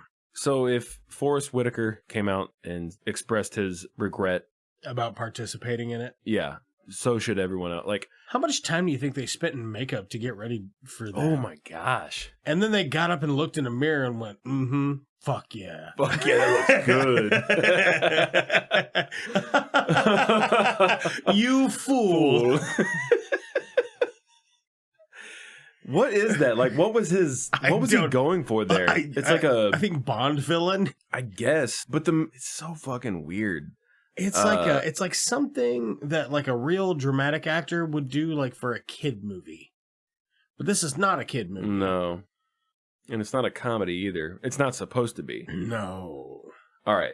What would you give it? As a movie, half a star, or sorry, half a thumb. Half a poopy thumb. Half a poopy thumb. I'm going a full poopy thumb. That you would eat. I would lick the poop off the thumb. The kids these days are all about eating the ass, man. It's just... Yeah. Sometimes you gotta eat some ass. You know, if you're starving, what's it gonna be? Rats or ass? Ass. I was gonna say rats, you sick fuck. Got ya. All right, so what would you give it as a bad movie? Woo! Knowing it was bad going into it, which we certainly did. Woo! When it only wins 8 awards and they're all Razzies. I would have to agree with whatever list that was that I had pulled up that says it's one of the worst films of all time. Yeah. It's definitely one of the worst what have we done? Have we done 8 episodes together or 7? No. Well, no, we've done more than that. Hold on, I can figure this out. We've done more than that. Give me one second. I'll actually tell you. Give me 1 second. I'll tell you. Let's see. It's just there are a total of 13 episodes. I think 14. No, there are a total of 13 episodes by the time this one comes out. I haven't been on 3. You have not been on 3. So yeah, 10. So we've done 10 episodes together. Out of the 10 bad movies that we've watched. Yeah. We've watched some bad ones. Is this your fave? No. But I think it's one of the worst. Ooh. That's what do cold. That's cold. Man, it might be one of the worst, but it's probably like the second or third one I had the most fun watching. I'm just really conflicted. So, I'm going to say, as a bad movie. Yeah, what would you... As a bad movie, I think I'm going to go like 7 3/4 thumbs. Really? Yeah, my biggest critique of it as a bad movie is it's about 45 minutes too long. So, that's actually, I'm going to knock quite a bit off for that. I'll do 7 thumbs. 7 thumbs is a bad movie because it is, visually speaking, it's a train wreck. Where it's got silly big boots and the costumes are kind of dumb and the big monster hands that don't fit. And everybody's weird neck beard mustaches. It's not the whole length of the neck. It's not like a human neck beard. Nope. But it's like imagine just growing 2 patches of your beard out on your neck, but like letting them get like 2.5 feet long.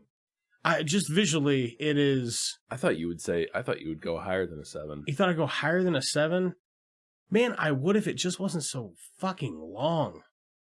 2 hours is a really long time for this. Do you know what I'm saying? Like Judge Dredd, it knew what was up. How long was Judge Dredd from 95? Hour 20? Hour 20, probably. Yeah. Hour 25. Yeah. And it was perfect. It was breezy. It was fucking stupid. Wait, so wouldn't the higher the rating... Oh, it just means I enjoyed it. Yeah. The higher the rating as a bad film. I think I gave Dredd like 7.5, 7 as a bad movie. So as a bad movie, I'd probably give this 6... 7? I don't want to go 7. I would go 8, maybe higher. I don't, because it's pretty bad. Like, yeah. Oh no! I'm not saying like how bad it is. It's how much did you enjoy it, knowing that it's a bad movie when you went into it. Okay, I'll go 6.5 poopy thumbs. 6.5 poopy thumbs. I think I'm gonna do 7 like clean thumbs. Clean thumbs. Yeah. Like how'd you get clean thumbs? Oh, Clorox wipes, baby. The fuck? You didn't say we had those. Wet wipes. You don't have those. My house, I got those. Wet wipes. Oh, you can't just use napkins. You just smear that shit around. So if you were going to leave this film intact, what would you do to fix it? I tell you what I'd do. I'm cutting 30 minutes off of it because it's way too fucking long. I'm taking the look of the aliens back to the drawing board. I'm going to actually spend the money that they got for this movie on the movie instead of whatever else they spent it on. Cocaine or Scientology or whatever, like wherever the $73 million for this went. Up somebody's nose, I imagine. Holy shit, man. I think it probably went back to Scientology. Yeah, probably. Fucking Papa Hubbard, he always gets his cut. He's got to get his cut. Right? How else are they going to get the plebon particles out of your body that make you sad? Yeah. Is there an option to, if I was involved with this film, is there an option to just not make it? No, you got to make it. Fuck. You got to take this property and make it profitable. So for $73 million? $73 million. I'll tell you, in the year 2000? I'm cutting half an hour off of it. Yeah, I agree. At least. I'm redesigning the aliens. I don't care if they're true to the book or not. They look fucking stupid. Right. I can't ever take them seriously because they look so fucking dumb. Mm-hmm. I'm recasting everyone. And then I'm recasting the three main leads. Because the other ones are in it so little that doesn't really matter. I don't think it really makes a difference. Like sexy lady with the smoothest forehead in the galaxy. Yeah, And I guess that's how they measure attractiveness in women is their receding hairline for the alien race. But imagine that lady when the aliens don't look like that to begin with. She was probably fine. The worst part about her was just visually like, what the fuck is this supposed to be? You know what I mean? Like, I think it's just that. So if you redesign that at its core, all the other characters that are in there that aren't in it much, I don't really think it matters. Yeah, they don't really matter. But I don't want John Travolta, I don't want Barry Pepper, and I don't want Forrest Whitaker. What about Kim Coates? Kim Coates. You know, the guy from fucking... he was fine. Old Blue Eyes. I mean, the Blue Eyes from Goon. He could use a little direction in this. It needs a different director. Yeah, if you're going to make it an effective film and make it half an hour shorter, it's going to have a more effective director. Roger Christensen, you're fired. What else has he directed? He directed... Hey, can you look up and see who directs... Oh, wait, I have my phone right here in front of me.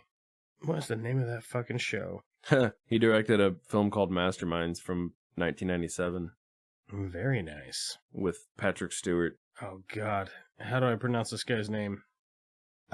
Jeff Wolnew. He's directed quite a bit of the TV show The Expanse. Oh, yeah, I hear that's pretty good. I also heard it's good. I watched one episode of it, and I was really into it, and I just never watched another episode. I don't know why, but it's really well reviewed. It's got an 8.5 out of 10 on IMDb. So he's a television series director. You think he'd be up to the challenge of making 1 hour, 25-minute movie? I would say for the money that we have, he's going to fucking do it. Yeah, I'd say he's going to do it. You hear me, or Jeff? We'll turn him over to the Scientology gods. You hear me, Jeff Wolnew? He also directed, or has directed several episodes, I guess, of Vikings, which I hear is also really good. Vikings is fucking awesome. Me and Alicia watched like 3 seasons of that. It's great. And Battlestar Galactica, he directed a little bit. Oh my god, I love fucking BSG, and I'm talking about biscuit sausage gravy. Oh, fuck yeah, dude. Ooh-wee. And Battlestar Galactica. Gotcha. That's a interesting fucking, you just went through the wormhole to find that name. You like that shit? Yeah. Yeah. I like started at The Expanse and worked right back to one of my favorite fucking shows. Yeah. I'd never seen Battlestar Galactica, and cards on the table, I've never seen the OG Battlestar Galactica. Just years ago, I was working from home, and I had a lot of time to myself at home by myself, and I was like, well, you know what? I guess I'll just start this show and do laundry every day. So I watched all of Battlestar Galactica. Great fucking show. Yeah. If it had more budget, it would probably still be on. I don't know if the story goes that long, though. Anyway, it was great. I enjoyed the show a whole lot. I didn't know that was the same director that had done a lot of that. Also worked on The Expanse. Right. But I did see a bit of The Expanse, and I was very impressed with it. And it's, space related and blah, blah, blah, blah. Yeah. Okay, so as far as the story, do you think that if we just told the writers, hey, fucking cut 30 minutes of this, do you think they could do it? Yeah, I think so. I don't think so. All you have to I don't think so. All you have to do is go, why do they need the gold? That's it. If you can explain why they need the gold, that's it. It's better. Yeah, because I don't know that they ever said they just need it. But for what? On an alien planet? Is it fuel? Do you guys, eat it? Do you, stick it up your butts? Does it help you with osmosis? Can you snort it? Can you not reproduce without it? Hmm. Is it, what's it for, though? Right. How do you use it on your planet? Yeah. Because even with the technology that you have, I don't see how anybody from your race built it because of your big, weird, plastic, cumbersome fingers that would never work. I'll pay somebody $100 to pick up a pencil off a flat surface, or a penny. Yeah, there we go, a penny. You pick up a penny or a dime off of a table with those fucking fingers, you can't do it. All right, let's fucking get down to the nitty gritty. Okay. Who are we who are we going to get to play? Kevin Bacon, Joe Latrulio, Samuel L. Jackson. You know what's funny is I was thinking Samuel L. before you even said it. I swear. How are these man animals on this motherfucking planet? I want to get beer. I don't know that it matters really who you get to replace any of the aliens. No, I mean, I'm just saying, because once they look better, the three mains. Yeah. Like, that's who I'm saying. Like, well, certainly not John Travolta. Or Forrest Whitaker. But I guess I don't care who replaces him. What about like Anthony Mackie? Actually, I guess you could maybe keep Forrest Whitaker. Yeah. What do you like? If we're changing the tone of the film, the way that the aliens look, give me like a. Could you age up a Bill Skarsgård? Skarsgård, however you say it. I think it's Skarsgård. Age him up? Yeah, you know how they do. You know how they do. You know how they do in the Hollywoods. To replace Travolta, you're talking about? Yeah. No, you need an older guy. Yeah, I was gonna say you need someone older. You need an older guy. Oh, thanks for bringing this beer, man. This is delicious. Is it? Yeah. Wintery Haze IPA, Schlafly, 6%. I gotta tell you, I'm not normally crazy about IPAs, but this is it's pretty good. Glad you enjoyed it. Yeah. You know who would be equally as bad as John Travolta? Fucking John Goodman. John Goodman.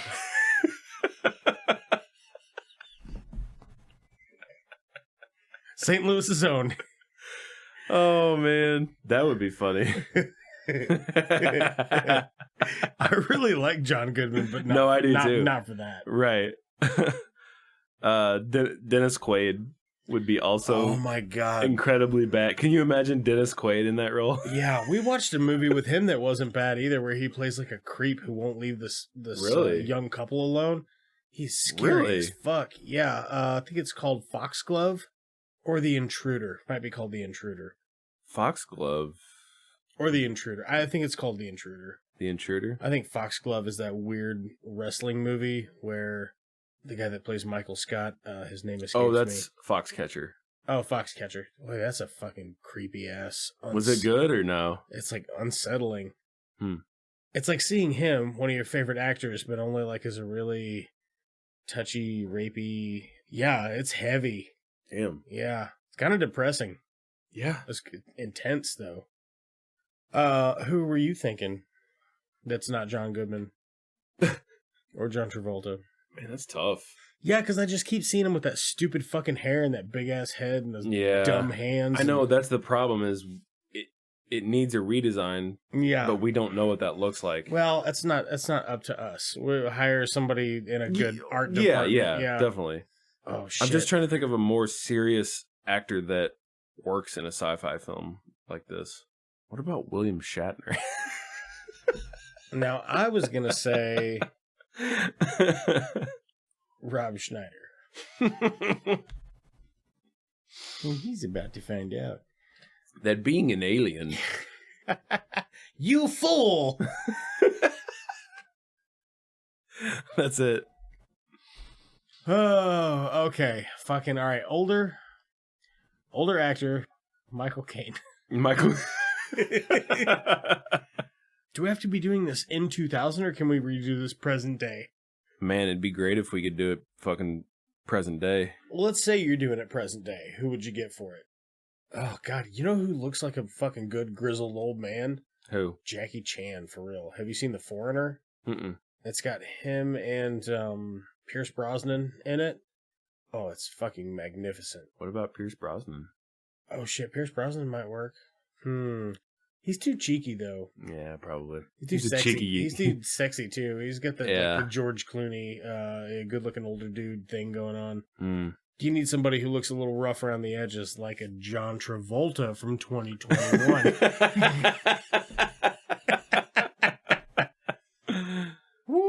He'd do it, too, in a heartbeat for nothing. He'd pay you to let him do it. That's not a bad idea, John Travolta. What if we kept it... What if we kept it exactly the same, but replaced John Travolta with that spider that's crawling on your door? What if we did Danny Trejo? You know, I'm here for the gold. Think this is funny? You know, I got this scar. Man, I don't know. I fucking... Oh, shit. What's his name? He was in The Lost Boys. Sutherland. Kiefer. Donald? How about Kiefer? You think Kiefer could pull it off? Yeah, that might work. Kiefer Sutherland? Think that work? Oh, 24? I mean, it worked better than John Travolta. Throw a dart, man. Right. Yeah. Pick anybody that was doing well You're gonna in leave, the year 2000. You're gonna leave Forrest Whitaker, Yeah. and we want to do Rygaz for Barry Pepper. Which, by the way, if you're gonna go be a Hollywood actor, there's tons of people out there that have stage names. Pick a stage name that doesn't sound like a made up produce. Barry Pepper. I'm looking at you. You think, is that his real name? Yeah, that's the actor's name is Barry Pepper. No, I know, but I know that's the actor's name. Is that his real name? But is like that his given Christian name? You don't get to know that until you lay with him in the biblical sense. Barry Pepper is a Canadian actor. I'm not kidding. No, it all makes sense now. Barry Robert Pepper. Oh, God. Barry Bob. Barry Bob Pepper. BRP. What a sexy human being. He's pretty good in some stuff. Not in this, though. Cindy Pepper. It's his wife. What about... There's not really a female lead in this, is there? No. There's like Barry Pepper's woman. She's in it for... Oh, yeah. She's cute. She was cute. Awful actress. Awful. So bad. Man, like... I have a line from her in the very beginning of the film. Oh, yeah? When she's... It looks like that's about all you got, but let's have it. That's it. This is it. Don't fuck. I didn't know you got more than that over there. What you got? She's talking to... BP? No. PB. What's old boy's name? John Travolta? Forrest Whitaker. The other two actors in the film. Fuck. No, yeah, sorry. She is talking to Barry Pepper, and as he's about to leave, she hands him this necklace. Oh, yeah. She says, "Your mother gave this to me before." And then she pauses. She died. So, and it sounds like your mother gave this to me. She died, by the way. It's like the delivery on it's real weird. It's so bad. Yeah. Yeah. Oh man, I remember that. That's so silly. Yeah, I mean that's about all I got for this. I think if you trim it up, give it a redesign, take the money that you said that you spent on it and actually spend it on it, and get some other. There's no reason you could keep Forrest Whitaker, but there is no reason for him to be in this. No, not really. Also, somebody else needs to do the cinematography. Yeah. And the special effects. Well, if you said we're replacing the director with what's his name? I already forgot it. Yeah. From The Expanse. That's not gonna fly. Right. From what when we had Doug Wicker on the show, from what he was telling me, typically if you get a director, your director will bring a cinematographer with him. Like the director he chooses the cinematographer because he likes the way they work because they worked on something else before or what makes have you. sense. So you're not gonna get 2 straight hours of Dutch angle after Dutch angle after Dutch angle, which is elevator door cut. That elevator door cut is some of the dumbest fucking shit I've ever seen. The amount of times that they use that. Just Baker's dozen, at least. Oh, way more than that. At least. It's every cut is that. Yeah. Yeah. There were 2 cuts that weren't that. Yeah, that's probably pretty fucking close. Yeah, so I think with those things and just a little recast, like John Travolta, get him out of there. Barry Pepper, man, you might pull it off present day, but it still was a bad performance, and I can't see you do that again, so it's got to be somebody else. Mm-hmm. Yeah. I think Gosling could do it because he would be more silent. You know what I mean? He wouldn't be as quick to be like, line. He'd just be like, would just stare intensely at whoever. Yeah, fuck yeah, dude. And he's sexy as fuck, too. And he'd work it out in his own way, you know what I mean? It would still make sense. What wasn't crazy about it? It was fun to make fun of, but it's because of the direction there's weird directorial choices, there's weird camera choices, the acting is weird, the script is weird. John Travolta's weird. Barry Pepper's weird. Forrest Whitaker was kind of weird. Like, I would bag on him way more if it weren't for John Travolta and Barry Pepper. Yeah. Like, if they weren't in this movie, you'd be bagging on Forrest Whitaker the whole time. But because of those two, yeah, he kind of takes the back seat. You ready for a little cheeky trivia? Oh, shit, we're doing more trivia? You wanna? All right, we're doing sci-fi movie trivia. Oh, let's do that. Do you want the first 5? You want the first 5 or the last 5? Let's do the first 5. All right. First 5 coming up. What are the synthetic humans in Blade Runner called? Is it A, synths, B, replicants, C, androids, or D, Morevics? Replicants. There we go. Heyo. In which sci-fi film did world famous mime Marcel Marceau have his first speaking role? Invasion of the Triffids, Barbarella, Planet of the Apes, or Last Woman on Earth? Planet of the Apes. Ooh, so sorry, drink your beer. Invasion of the Triffids, Barbarella, or Last Woman on Earth? Last Woman on Earth. Oh, God damn it. So sorry. Drink your beer. I'll drink my beer too, though. In which sci-fi film did world-famous mime Marcel Marceau have his World-famous first... mime? That's what it says, baby. That's fucking wild. Here's his name is fucking me up. In which sci-fi film did Marcel Marceau have his first speaking role? Invasion of the Triffids or Barbarella? Barbarella. Hey-yo, he finally got it. Very nice. Way to get it right by guessing.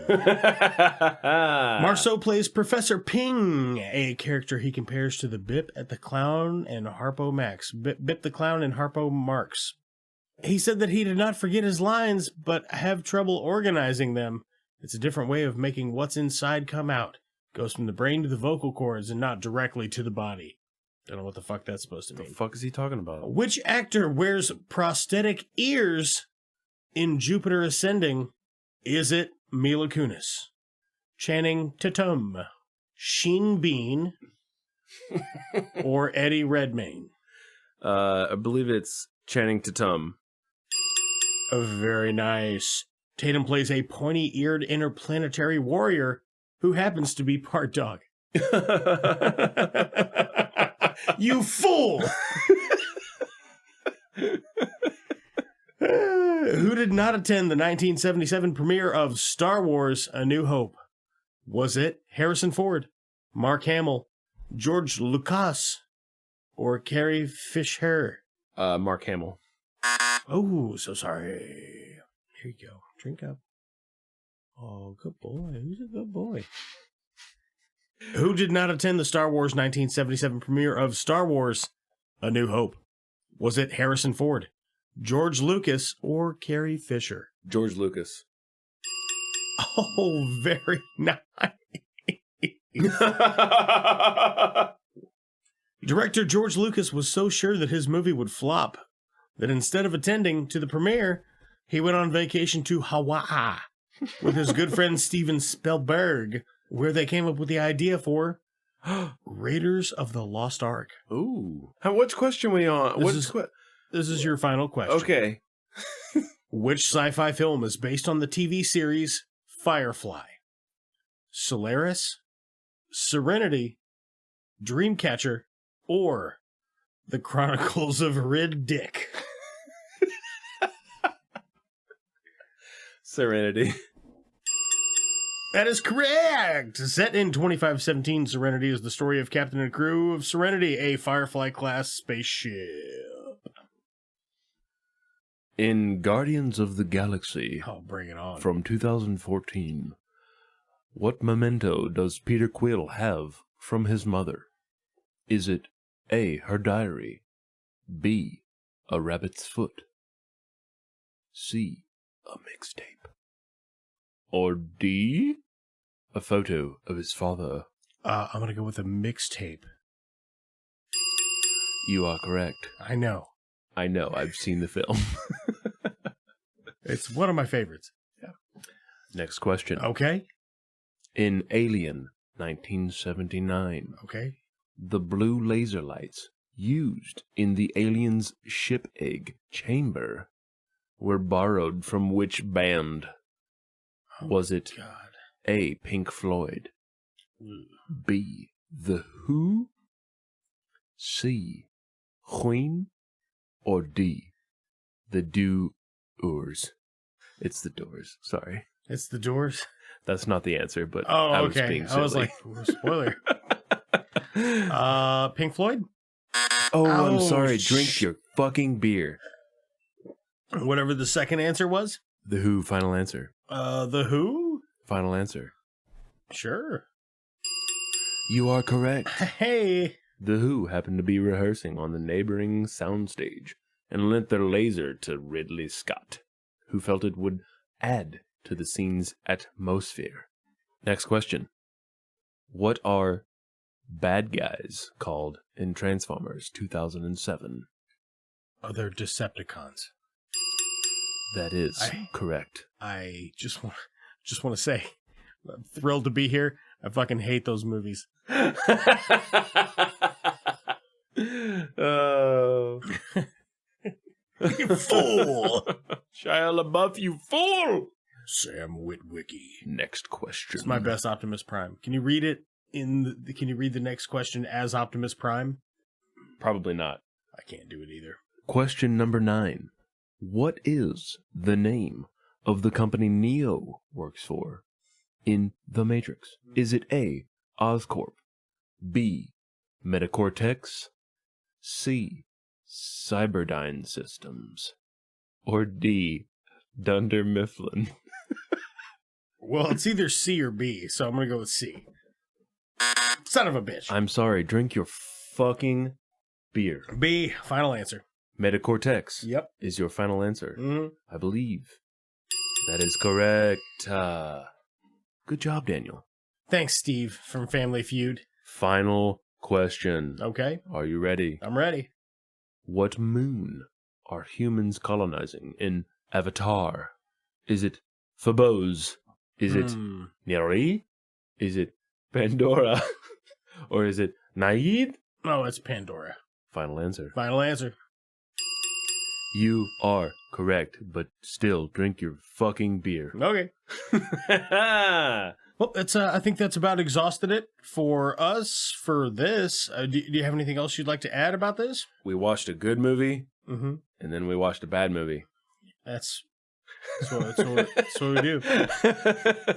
No, I thoroughly enjoyed revisiting Edging Tomorrow. Almost, what was it? Almost come repeat. Almost. If you haven't seen it, watch it. Unless you don't like Tom Cruise, which I get. I don't care. I don't care if you don't like Tom Cruise. I would say watch it anyway. By the way, the themes are both sci-fi alien related, invasion related, and leading roles are fucking Scientologists. Oh, triple connection. Triple connection. If you want to get a hold of the show, write us at itsjusttwomovies@gmail.com, at itsjusttwomovies on Instagram or Twitter. Carry on. Do you have anything else? About this? No, I got nothing. Okay. You seen anything else or reading anything interesting you want to turn people on to? I finished The Boys season 2. That's about the most exciting thing. My man. Oh, and I watched a movie called Synchronic with Anthony Mackie and the guy from it's Gray Shades. It's a shy, unassuming white woman is a sex freak. The movies that are about books, like that slims it down. 50 Shades of Grey. Is yes, that what it is? Yeah, thank you. I couldn't remember what it was called. I know that was dumb. I said it. It's got that guy in it and Anthony Mackie. It's like time travel, psychedelic designer drug movie. Anyway, it wasn't reviewed well. I watched it and figured I'd check it out. The more of it I watched, the more of it I got into. I actually liked it quite a bit. I mean, it didn't blow my fucking brains out with awesomeness or anything, but right. It was good in a time when there's not a shitload of new good things out. There are not. It's worth a watch for sure. Because anything that is new right now is most things, I should say. Most things are fan service. Yes, it's either a remake, fan service, or a remake of fan service. Yeah. Star Wars. That's it. Are we doing Star Wars? Anything else? Anything else should be? Listen, if somebody would write me and go, listen, I am fucking tired of you guys talking shit on Star Wars. I want you to watch all 9 movies. No, I'm not doing that. I would. I would not. I got nothing else going on. Here's the thing, though. We couldn't do it as one episode. We would either have to space it out, or we would have to do like single, like one-shot mini episodes. Not doing it. You're not doing it? You're not if watching you want to Star do that Wars? with someone else, more power to you, brother. I don't really want to, though. But if that's what the people want... If that's what the people want, fuck the people. I'm just kidding. You guys are great. You guys are great. You guys are you're so funny and understanding. You guys are nice, and I just love you guys. Fuck, man. I don't think I have anything to plug, really. I've just been doing the same old shit. Still watching Auntie Donna. If you haven't watched Auntie Donna and you like silly, dumb Australian humor, fucking watch it. Yeah. And if not, go fuck yourself. You guys aren't going to start sucking each other's dicks, are you? Let's call that gold talk for a one-eyed Batman. Can I make a suggestion that doesn't involve violence? Or is this the wrong crowd? Maybe we should call in a bomb threat to Houston. I think it's free beer night at the Astrodome. The Jedi, Bob, we don't fight with guns, we fight with our mind. Cousin businesses are booming. That is one big pile of shit. Jog on.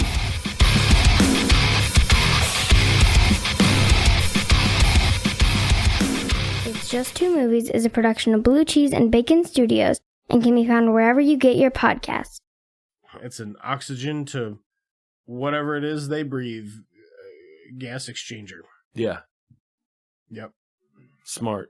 Also practical, much like Scientology. Keep paying your way to heaven. Anyway, yeah, John Travolta trying to feed BP raw rat. And then I wrote, is that Chris Kattan? And it wasn't. It wasn't. It should have been. But it did look like Chris Kattan. Yeah. He was the bartender. Damn.